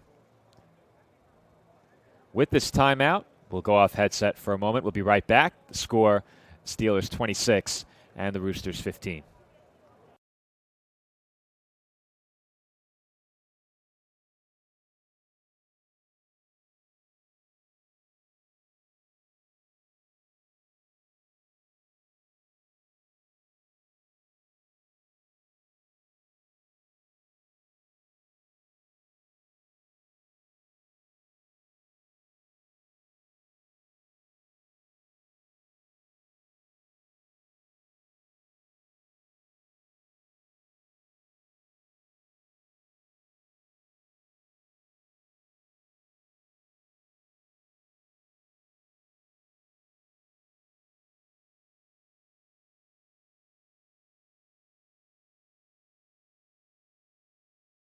All right, we are back here to live action where the Steelers take over. Apologize for the short technical difficulties, but as we get our feeds synced up again.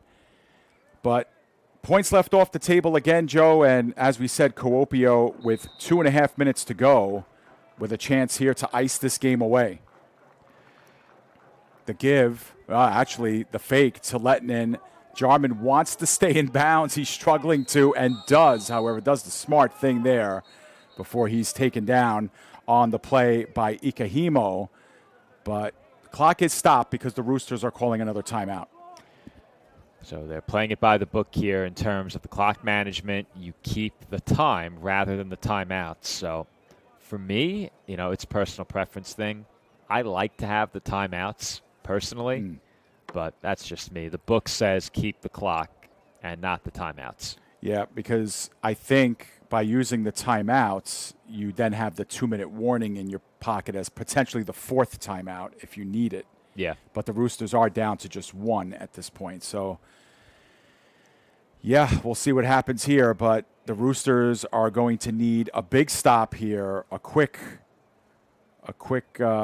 score, an onside kick, and we'll see what they can do. But it's going to be one of those games, Joe, if the score holds and, the Roosters fall to 0-3, where they had another game within their grasp. And, heck, they were up by a couple of points here at halftime. And I can't say that they've played a poor game in this game. I really can't. Well, the unforced errors, sure. You could. Yeah. Well, that's the big target there. And that's a ball that comes out. That ball came out. They're saying he was down, however. They are saying he was down. That was close, too. Pocky lost it, and the ground caused it, and it's a first down to boot. Well, let's see if I'm interested to see your replay here, Joe. He was down. Yeah. It's whether or not the ball was coming out on the way down. You can't see it because his back is to our feed. Looked like his knee was down, and I think so. Yeah, and I don't know if this is the Roosters' final timeout or if this was the 2-minute warning. I wasn't watching the live feed for that, but you got to be honest, Dave. I'm not sure it matters. Yeah, and you're right, exactly. But getting back to the thought before, Joe, about whether this was a poor game or not, I think when you go back, I think when the coaching staff looks at the tape and they review this game, I think they're going to say, we did a lot more right than we did wrong. against the Steelers. Again, if this game ends in a loss, I think we did a lot more right than we did wrong, but we beat ourselves just as much as the Steelers beat us as well. Well, by my estimation, the Steelers took it to them in the second half, and that fumble on the goal line definitely was a backbreaker, and it completely changed this game. But in the second half, the Steelers were no question the better team. Yeah. I think in the first half, the Roosters were the better team for much of it, but I think the big blemish for Kuopio in the first half was their defense on that 2-minute drill. I don't know what they were doing. They gave them way too much cushion. They were playing defense as if there was 20 seconds left with almost a minute and a half left. Right.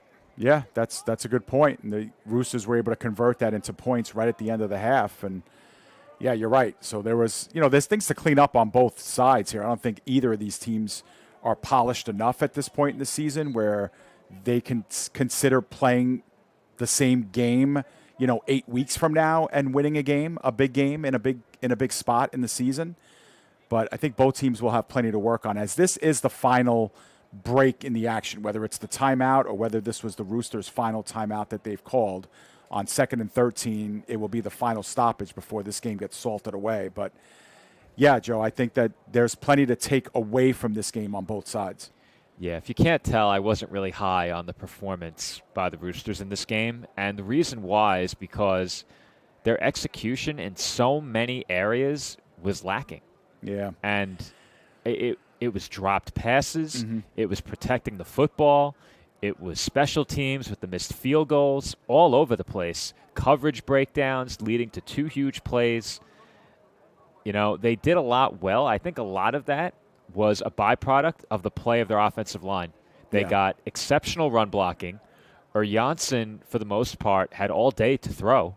And I think given those variables, they should have done more. Yeah.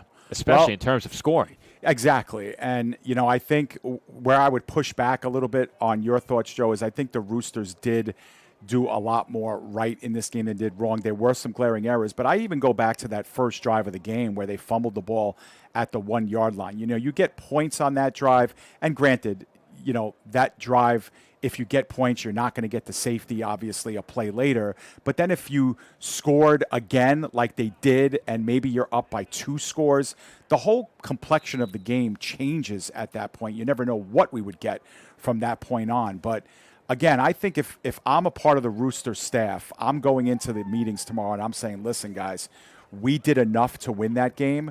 We just beat ourselves, and the Steelers are a darn good football team. So they're going to make the most of our mistakes. We took penalties that erased big plays off the board.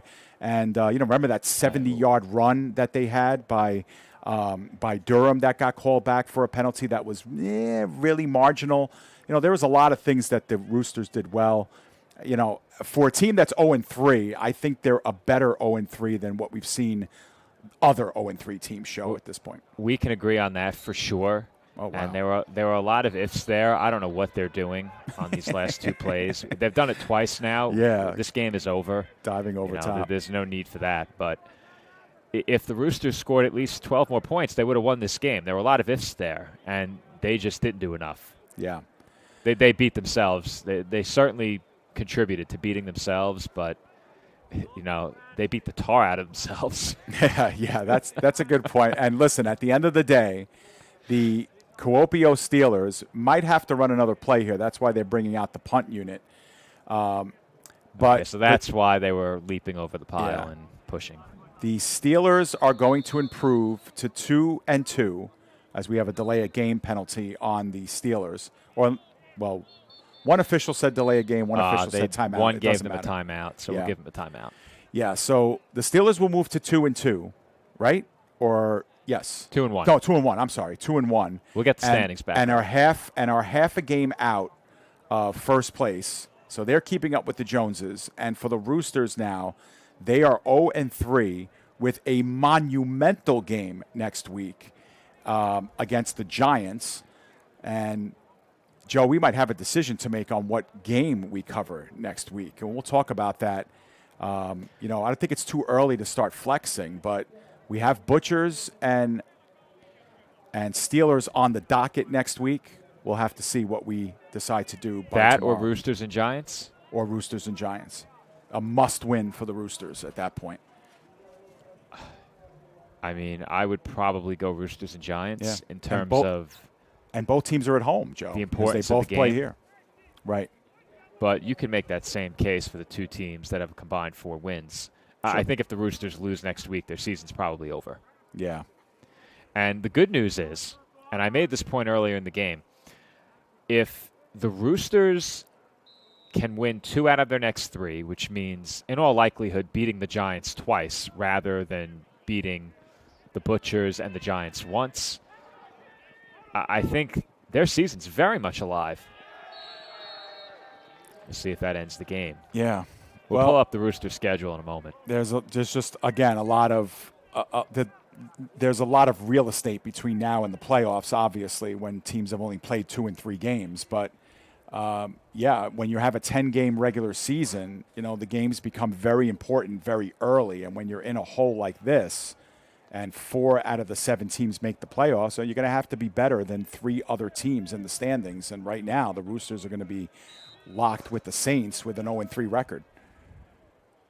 And the way the Giants have played, they nearly snuck a win off the Butchers this week. They were very strong, 1-2. Janssen back to pass and throws that one out of bounds. But, Joe, I know you flashed the schedule on screen, and, there's not a lot of, surefire victories in there. Yeah, Dave, you have to win 2 out of the next 3 to have a shot come the final month. Whether that means 2 victories over the Giants or an upset of the Butchers plus 1 against the Giants, doesn't matter how you get there. You need 2 out of 3 by my estimation. Then in the final month, you have 2 teams that have already beaten you in the Royals and the Crocodiles, so you know those won't be easy games. And then you have 2 games against a Saints team that you'd hope you can win those. However, the Saints beat the Roosters in the final week of the regular season last year. Exactly. So those games aren't gimmies either. They need a lot to go right. Coming back to the ball, Takapa could not make the catch. And there's another incompletion, 3rd down and 10, with some precious seconds left in this one. Yeah, they need a lot to go right. But I'm looking at next week potentially as a situation where the losing team is probably going to miss the playoffs, because you would have to suspect that the winner would be the favorite the second time they meet. And if either team wins both games, the other team is done. If the Roosters go 2-0 against the Giants probably won't make the playoffs. Right. And if the Giants go 2-0 against the Roosters probably don't make the playoffs. Right. A split helps the Giants a lot more than it helps the Roosters. I think the Roosters probably will need both. Yeah, and you'd have to think the Giants are going to be favored in that game next week. Heck, they beat the Steelers on opening night, on opening day. That's fair.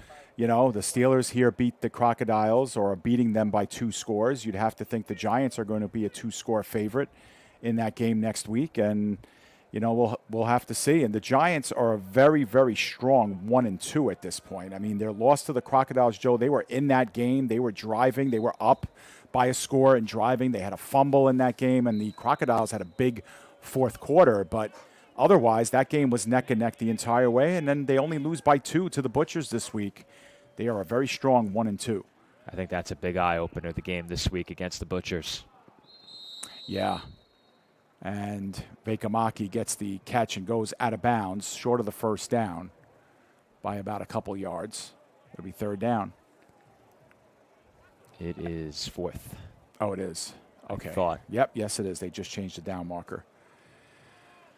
But this is what we're going to be doing for the next 6 or 7 weeks, kind of breaking down scenarios and seeing how teams get to where they want to get to. And, what every team, regardless of whether you're in 1st place or 7th, the goal of every team in the Vaahteraliiga is to be a much better team by the end of the season than at the beginning. And there's still plenty of distance between that. Almost intercepted and undercut, but the catch was it made by Rutanen? It was. He stays in bounds. The Roosters cannot stop the clock. They're at the Steelers' 42-yard line with a fresh set of downs. So, again, we will make a determination on what game we will cover next week, and be sure to visit us on our social media pages on Instagram and Facebook and Twitter, and, of course, our YouTube page, which will let you know what's going on. We had a really big weekend of football, Joe. I was covering the Women's Football Alliance, professional football. The Tri-State Warriors, their season came to an end, finishing 6-1, regular season champions. And you got to cover the New York Bears semi-pro, who kicked off the summer semi-pro football league in the New England Football League. A lot of summer football coming up here on PDF, and then into the fall, some high school football as well. A lot to look forward to. Deep ball down the field. The catch is made. Was he in bounds? No, he was not. Wow, Edmonds with the concentration, and I think his rear end ended up out of bounds, Joe. Otherwise, that's a catch. It was close, and I don't know how much time is left. That's it. I get think a it's glimpse over. at the clock. That's the game. I think the game is over. Yeah, both teams are going to their respective sidelines, but golly, that was close. Sure was. But you know what they say, Dave. Maybe there's more points that they left off the board. Close only counts in horseshoes and hand grenades, right? Yeah, well, I've never played horseshoes, so I don't know what that saying is all about. I don't know where it came from. Well, unless you score points for being close, I don't know. No, yeah, not this time. Yeah. Well, that's it. That's a final here. The Steelers are able to sneak out a win after being down at halftime. They shut out the Roosters in the game second half 13-0 to take a 26-15 win. And I think regardless, Joe, these last few minutes where we were talking about, and hypothesizing about what's going to happen, I think both of these teams have shown us enough to be intriguing down the stretch. And I don't think they'll meet again this season, but both of these teams are going to play some big games down the stretch. Both of these teams showed enough flashes here and there, again, to be intriguing the rest of the way. We're going to see both teams the rest of the way and how they mature and how they progress. But, Joe, give me some of your final thoughts before we break away. Well, admittedly, in the first half, I wasn't overly impressed with what the Steelers did. Early in the game, they just seemed to really lack footing on both sides of the ball. They were playing on their heels defensively, being driven back at the line of scrimmage. The Roosters were asserting their will. And on offense, I didn't really see much of an identity. I didn't see them do much that I liked in the first half. The run game didn't gain much traction. They had the one big pass play. But then late in that first half, they really picked it up and proved me wrong. A well-balanced offensive attack the rest of the way. They were consistent on the ground. They hit big plays when they needed them through the air. And on the ground, Slade Jarman showed that he can not only get it done with his arm, and he has a big left arm, but that he can move with his legs as well. So you have to be impressed with what he did as a ball carrier. I think this Steelers team showed us why they were picked to finish second in the Maple League this year overall. And I think they can certainly achieve that, especially given what we saw from them from late in the second quarter forward today. As for the Roosters, I was feeling pretty good at halftime. If I'm a fan of the Roosters, I think that despite a lot of critical errors, taking a lead into halftime had to give them some confidence. I'd like to forget the second half because defensively they had a really tough time slowing the Steelers down. And offensively, every time they had a chance to make a big play, they couldn't do it. And that's unfortunately been the story for them far too often, especially in the games we've covered here on PDF. A big weekend of football has come to an end for us here on PDF. We got treated to a fun game, an intriguing game, and in the end, the Steelers improved to 2-1 with a 26-15 win over the Helsinki Roosters. We want to thank everybody on the ground in Finland, the great folks at Kepit Systems that worked hard to get us this feed. Of course, our camera operators on the ground as well in Helsinki. For my broadcast partner, Joe Foreman, my name is David Pizzuto. Thank you for joining us here with our coverage of the Maple League's Game of the Week. We'll see you next week. Be sure to check local listings for the game that we will cover. For now, we have Porvoo against Kuopio on our schedule, but of course that may change, of course, with July 4th weekend here playing into the mix here in the United States. But for all of us here at PDF, we wish you a great rest of the weekend, and we'll see you next weekend here for more Maple League coverage here on the PDF Sports Network. Have a good night, everyone.